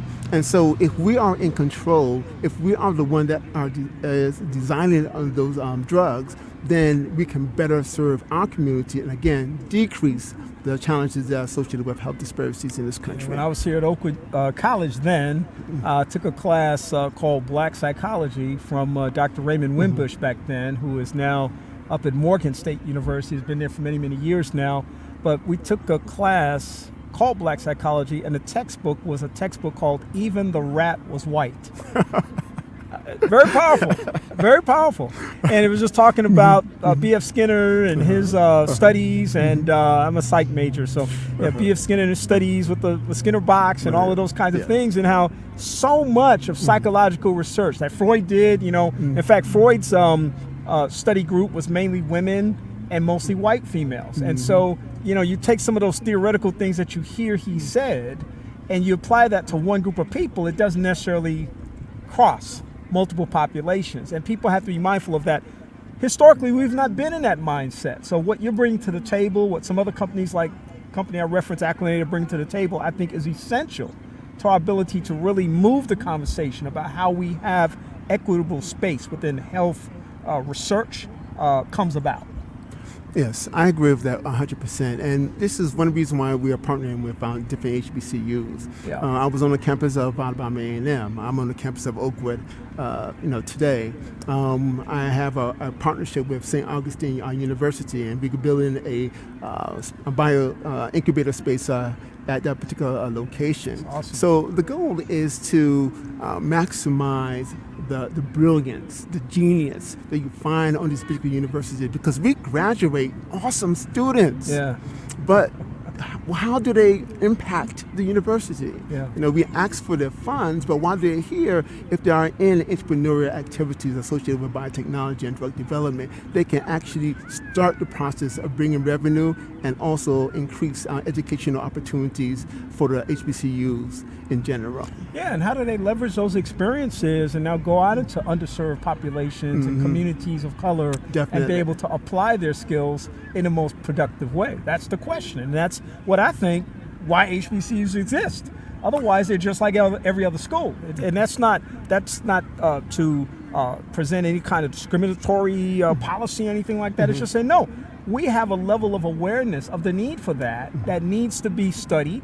It needs to be applied and it needs to be understood so that those individuals who come through the hallowed halls of HBCUs can now go out with the charge of making a difference in their communities in real impactful ways. And also I'd like to add to that, I think there also need to be a shift. Many of the HBCUs, especially those who are not state funded, are student tuition supported. Yeah. And that makes it very challenging. Yeah. Schools like Stanford, Yale, Harvard, they bring $100 of millions of dollars of funds that they created a patent, they license it out, and just sit back and collect the money. Yeah, right. And so how did we get our universities to do that? There's only one school right now that's close to be what's called R1, and that's Morgan State University. All other HBCUs, yes, they get some research funding or they get NSF funding, but they don't do research that actually will bring income back into the university. And so that's one of the outreach that we have with the HBCUs, that we want to bring income by strengthening the faculty, strengthening the students so that they can continue their mission. So how would people connect with the work that you're doing so they can learn a little bit more about what's happening, especially what's happening in the Huntsville space? I'm sure you're probably looking for investors and other kinds of people who can provide some support for your vision. How would they go about leveraging that? Yes. So basically this particular project is a $30 million project. Okay, we already have the land. The land is debt free. And so what we're going to do is do like a mixed community. And so we're going to have a residential area plus the bio incubator. So individuals that want to invest in this particular project, they can always go to biolabshare.net, and there's an access portal there in which they can share what they want to do with us. And of course, they could directly connect with me. I'm also the chairman and chief scientific officer of PetVax Incorporated. And so if they want to go to that particular website, my email is there. They can also connect with me. So this is a wonderful opportunity. Right now, life science, biotechnology, in terms of real estate, is one of the still the hottest play, even though the economy may be somewhat shaky. And we want to create wealth while creating healthy outcomes. Yeah, that sounds a great combination to me. So you can't have one without the other, actually, and really fully appreciate it. Dr. Anton Dormer joining us today, talking about his vision for a beautiful biotech initiative right here in Huntsville. And I hope that you'll take the time to find a little bit more about it and how you can perhaps be a part of that as well. Dr. Dormer, thank you for joining us this afternoon. It's my pleasure. Thank you so very much. We'll be back for our final segment today on this special Second Chance homecoming edition of the broadcast, and I'll be back in just a moment.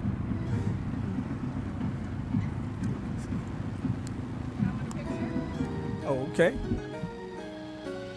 Hearts are broken. Hearts are broken. Eyes all filled with tears. Eyes filled up with from tears. Words unspoken. From words unspoken. Mind all full of fears. Mind all full of fears. Lord, we know you can do. Change all that's wrong to right. Change all that's wrong to right. Put it all on the table. Put it all on the table. Save our lives. it all in your hands. You understand. We need help and you can.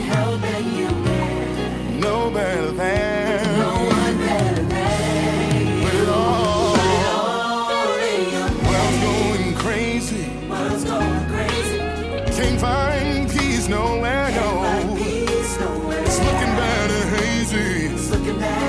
So we come before you and pray. We know you can do it. Change all that's wrong to right. We put it all on the table. Save our lives. Put it all in your hands. You understand. We need help and you can. There's no better than you. Put it all in your hands.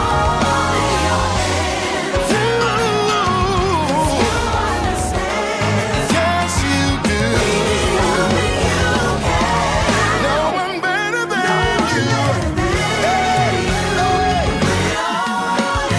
There's no question what you can do.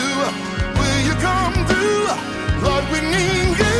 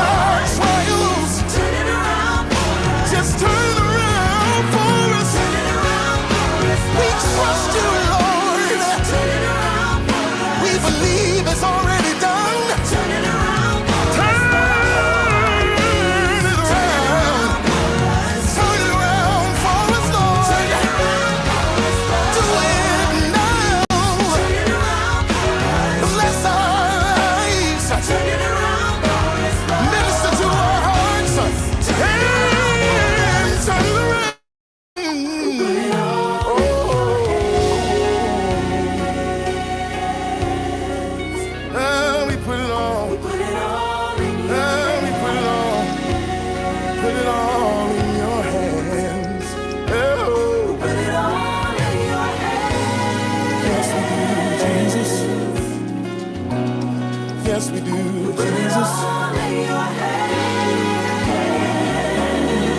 Thank you, Lord. Put it all in your hands.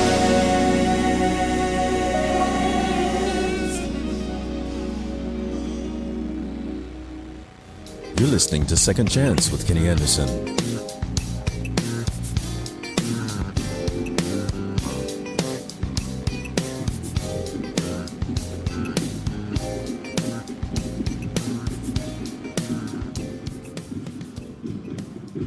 Welcome back to the broadcast. I hope that you enjoyed my conversation with Dr. Anton Dormer this afternoon. We've had some great conversations, mostly with Oakwood alumni, and my next guest is an honorary Oakwood alumnus.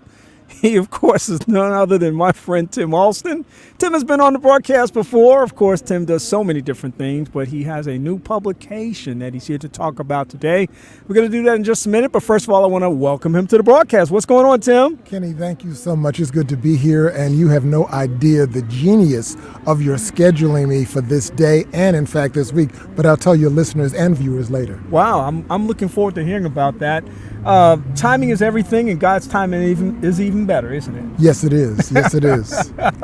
Listen, this has been kind of amazing to have the Oakwood University homecoming experience kind of coming back into existence again. We've been kind of doing different kinds of variations over the last few years, some virtual things, some reduced in-person kinds of things. But this year, people kind of have opened it up again and kind of come full force. We got all of these wonderful things going on with tents. We're outside today with tents and inflatable. Well, it wasn't inflatable. It's been deflated now. But got some tents, some food going on. So got some people drumming over here. Lots of excitement going on this weekend. I think we're going to need to change the name of your school from Oakwood University to Oakwood Phygital University because it's part physical and it's part digital. For the past several years, we have been digital with the homecomings.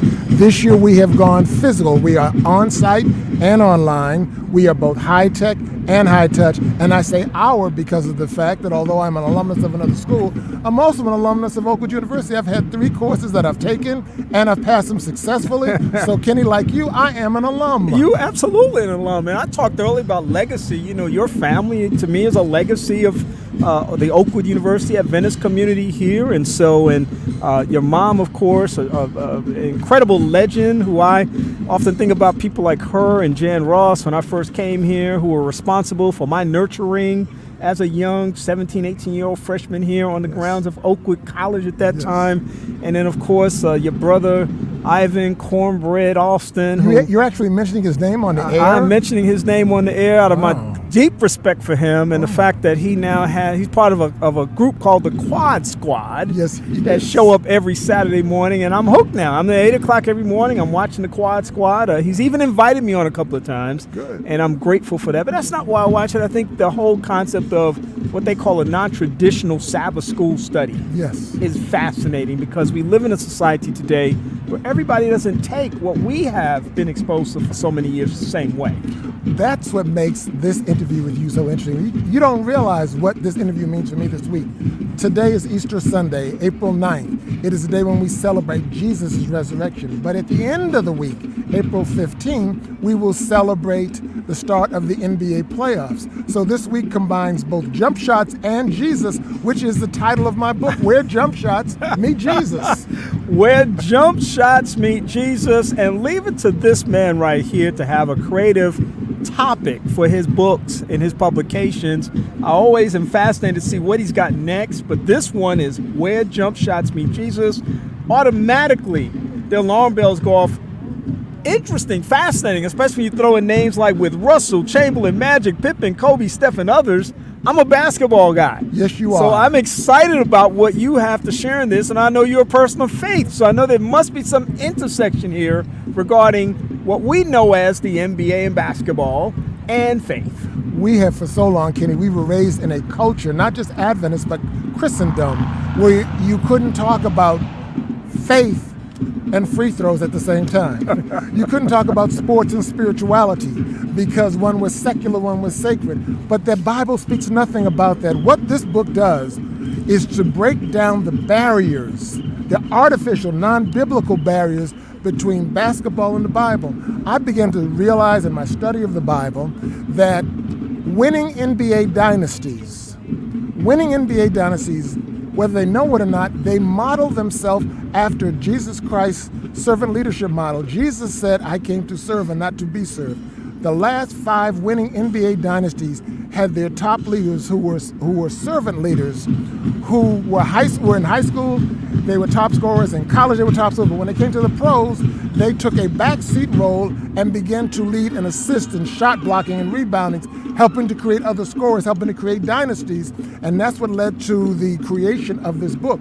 For example, God brought to me a new concept called NBA 2.0, New Bible Advocacy. And what New Bible Advocacy is looking at the Bible in the context of the NBA. For example, I pair Bible best practices with NBA servant leaders. For example, I do a comparison between Captain Magic Johnson, the Super Laker, paired with Captain Naaman, the Syrian leper.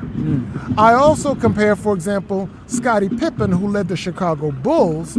I compare him with Noah of Noah's Ark. Because why? Because against all of the talk against them, both of them saved their families. And so that is the theme that runs through the book. When I got to Steph Curry, for example, I first started comparing him with John the Baptist, because he was raised by his father, as was John the Baptist, and he began to lead from there. When the Warriors lost to the Cleveland Cavaliers in 2016, he then took a back seat, and this two-time NBA MVP and his one-time scoring champ went out and recruited a four-time scoring champ and a four-time varied MVP in Kevin Durant. So he stepped back like John the Baptist, who said, I must decrease, that he must increase. And then I began to look at Steph Curry and said, well, maybe he's more like Jesus.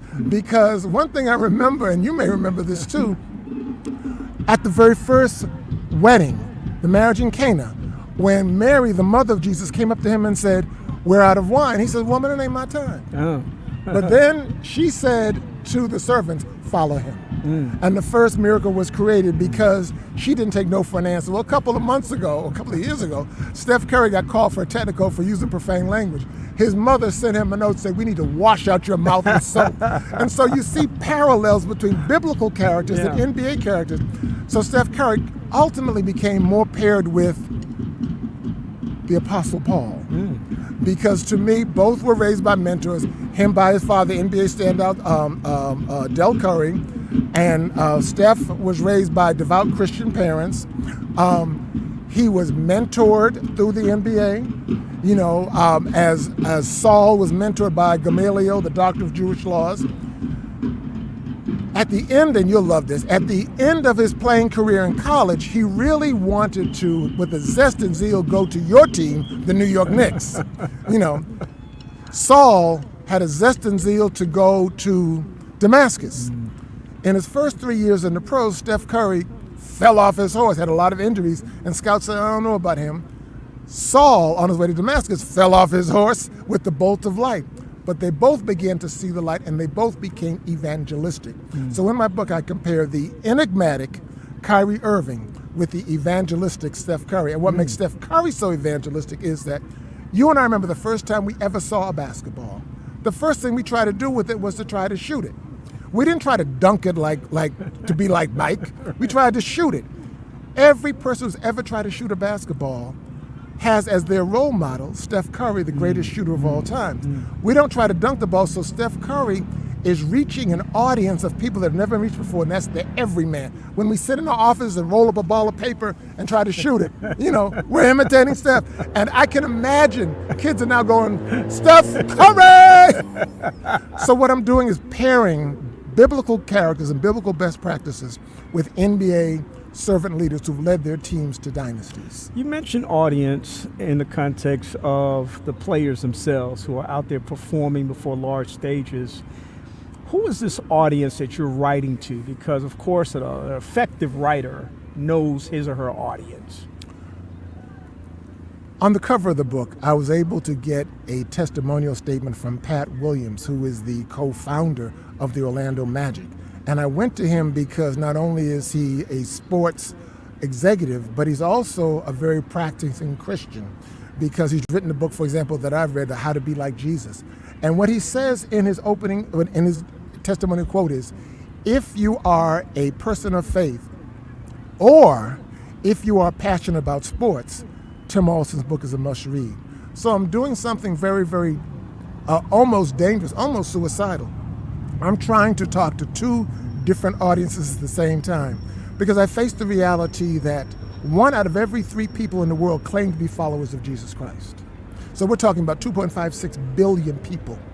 And these are people who many times have become disaffectioned by the Christian church because there was no one in the church that spoke to their secular or non-religious needs. My book is intended to show the sports fan that there is sports in the Bible. On the other hand, to the Christian, the devout Christian, who says, oh, I don't want anything to do with sports, there are parallels from the Bible into the sports world. I'm hoping that my book, which talks about Bible and basketball, will one day inspire someone to write about hockey and the Holy Spirit, or football and faith, or spirituality and soccer.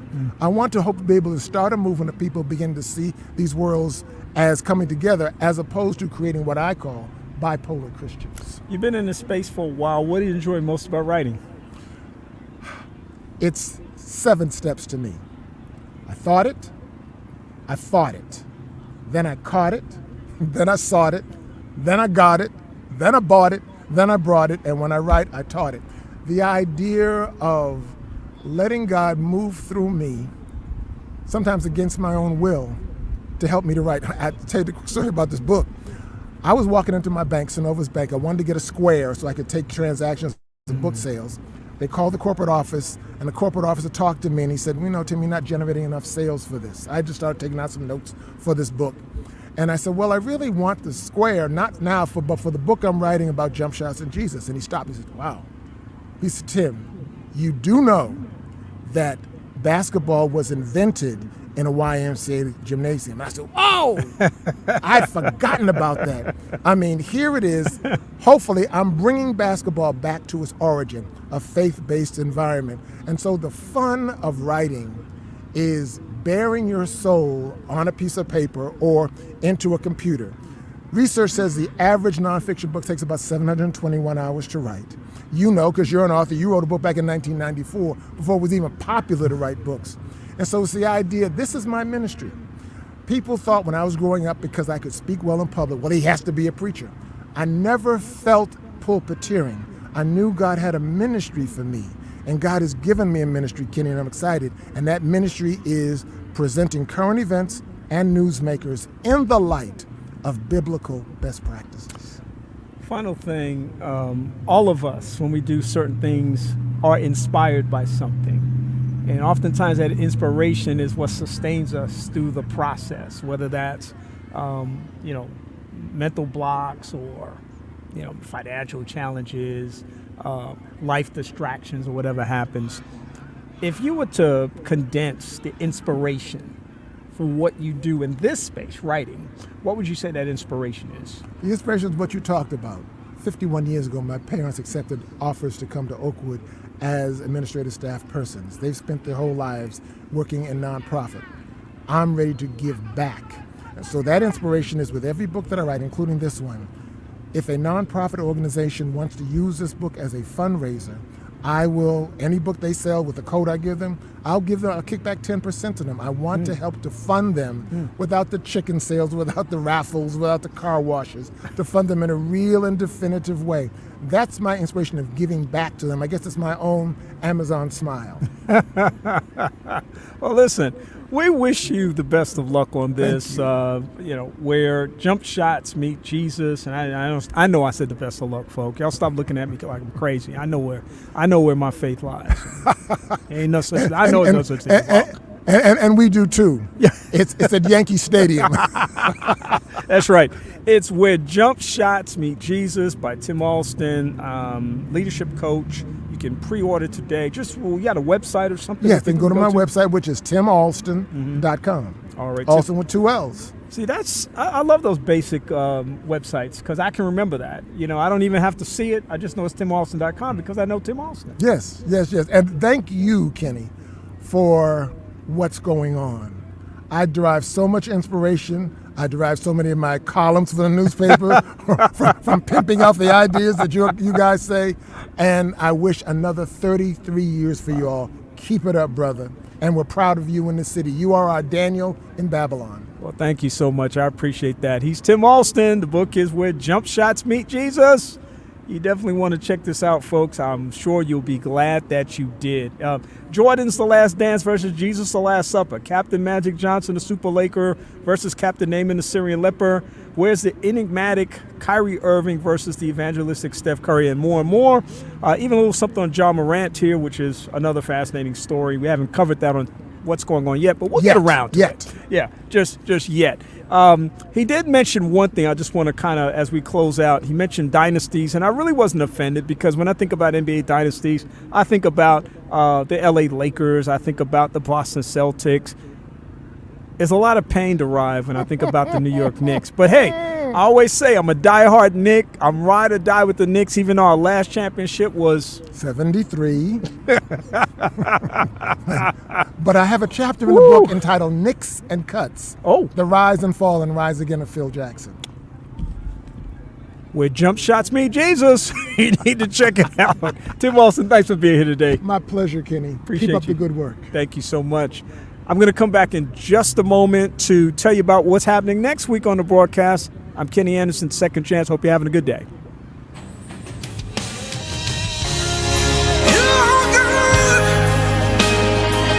You've been good to me. If you know God is good, somebody open your mouth and give him a good praise. This my song, y'all. Listen. Oh, you've been good to me. Good to me. You've been good to me. You've been good to me. Lord, you've been good to me. So good to me. You've been good to me.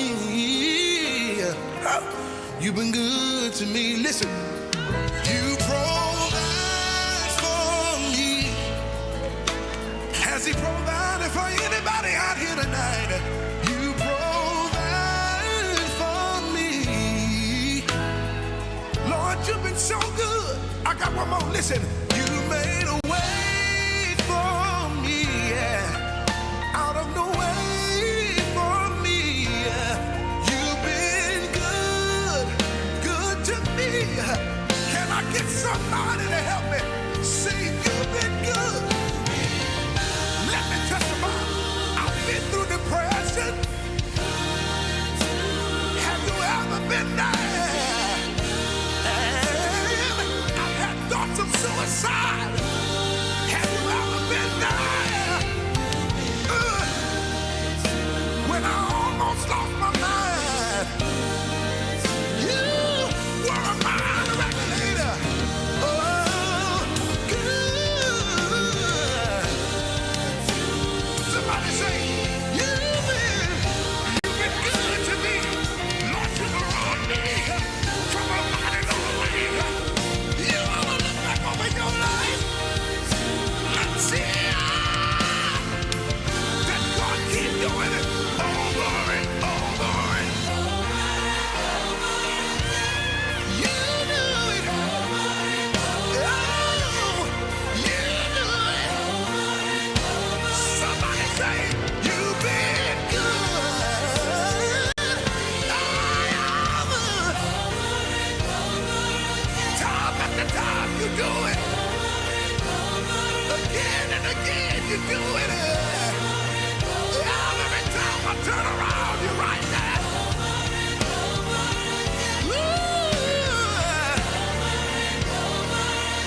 Over and over and over. Over and over and over. Time over and over again. I know you keep doing it, Bobby. I can't get nobody else the credit. Oh, you've been good. Oh, you've been good to me. Good to me. You've been good. Good to me.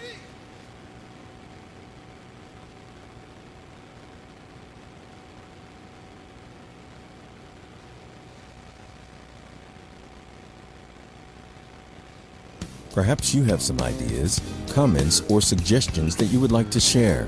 Or perhaps you'd like to be a guest on the broadcast. We'd love to hear from you. Please feel free to email Kenny Anderson at mxlife@aol.com, or you can like us on the Second Chance Facebook page. That's 2ND Chance. And now, back to more of Second Chance with Kenny Anderson.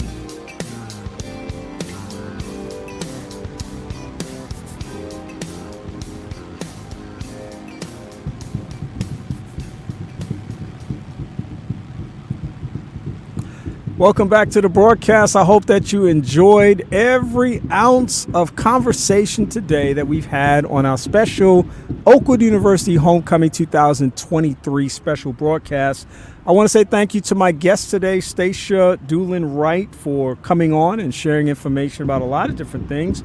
Eric Kelly and Dane Timpson, my bros, very happy to have them with me today. Dr. Wayne Moore joining me, my classmate from so long ago, Reverend Derek Green and Kobe Matlock Jr. for tuning in this afternoon, or stepping in this afternoon, I should say.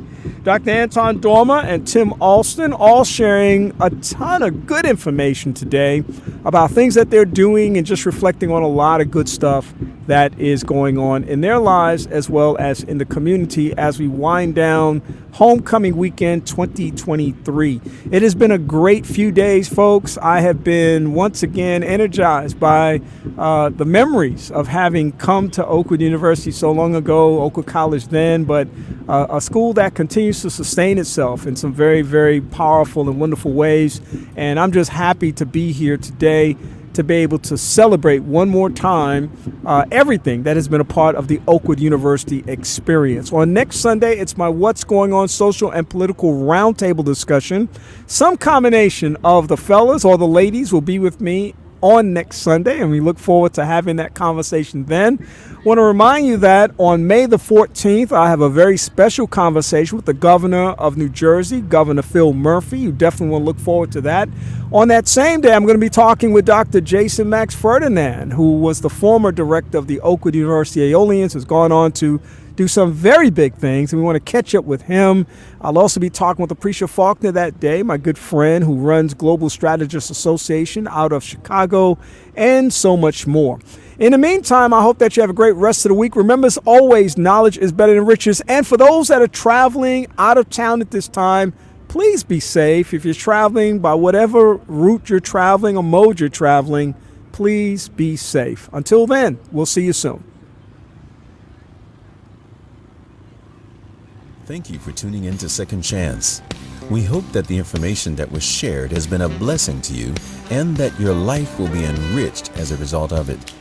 We'd love to hear from you, so please send your email comments to Kenneth Anderson at mxlife@aol.com. That's mxlife@aol.com. And check out our Facebook page, 2ND Chance. That's 2ND Chance. In the meantime, have a great week, and we'll talk to you again next week. Good day.